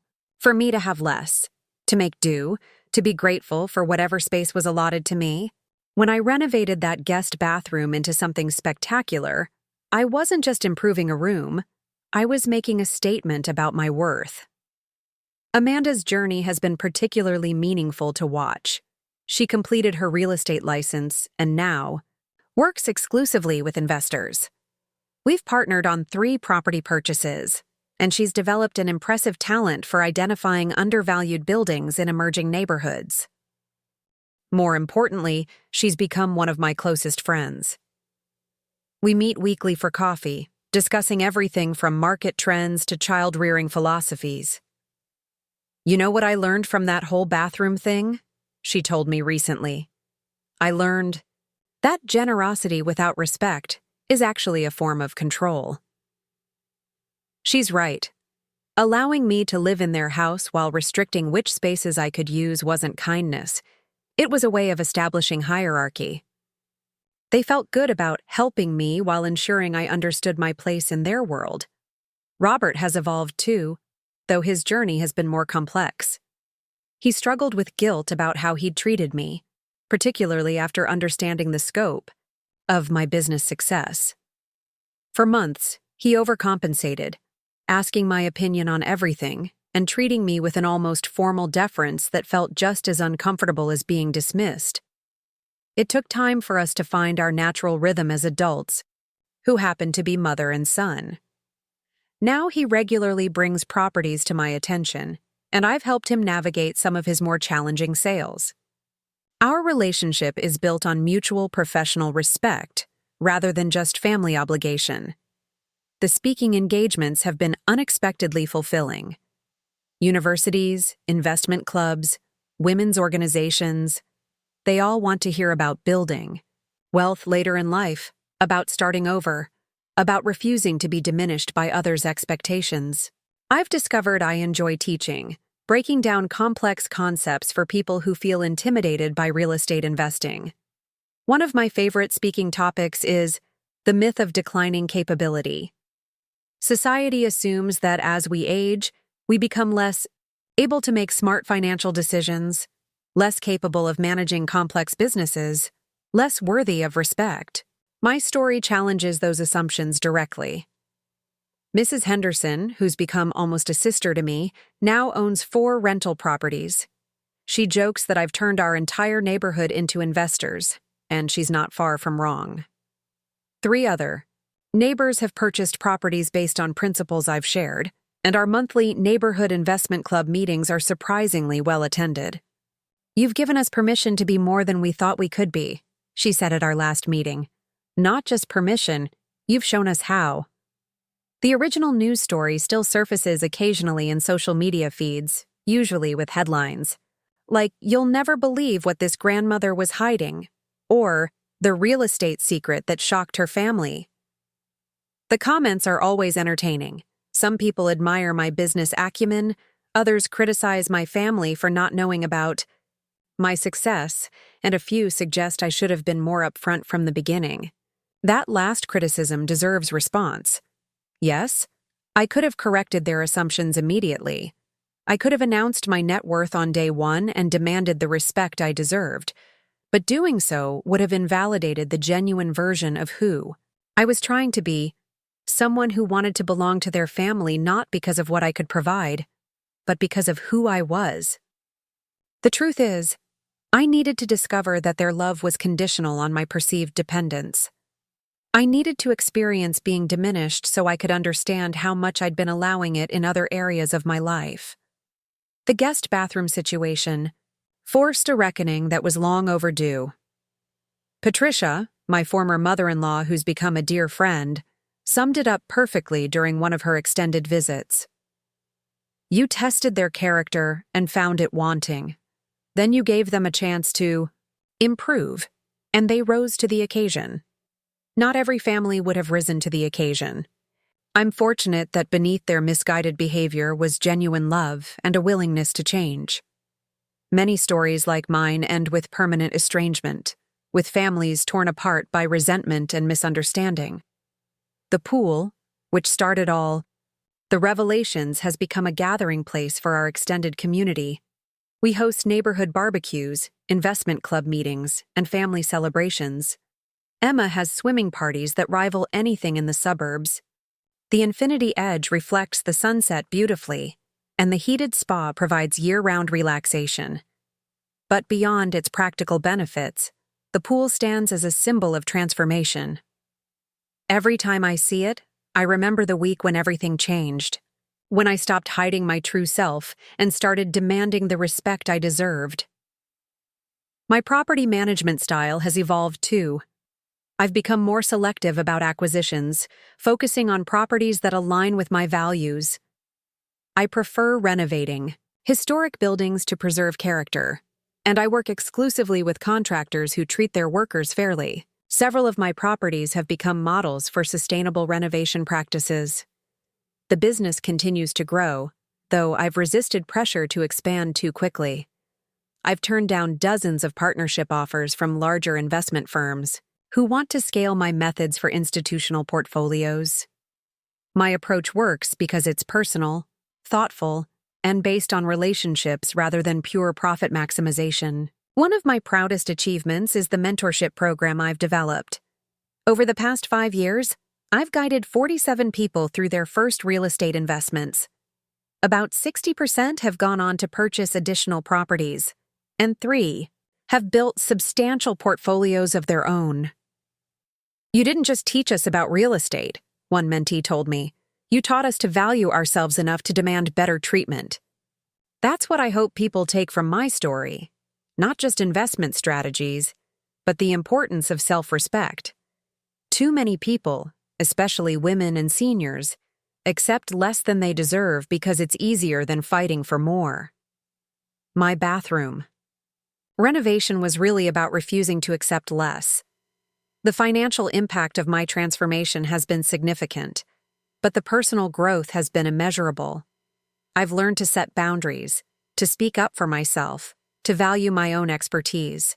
I've discovered that age brings wisdom, not obsolescence, and that experience is a valuable commodity in any market.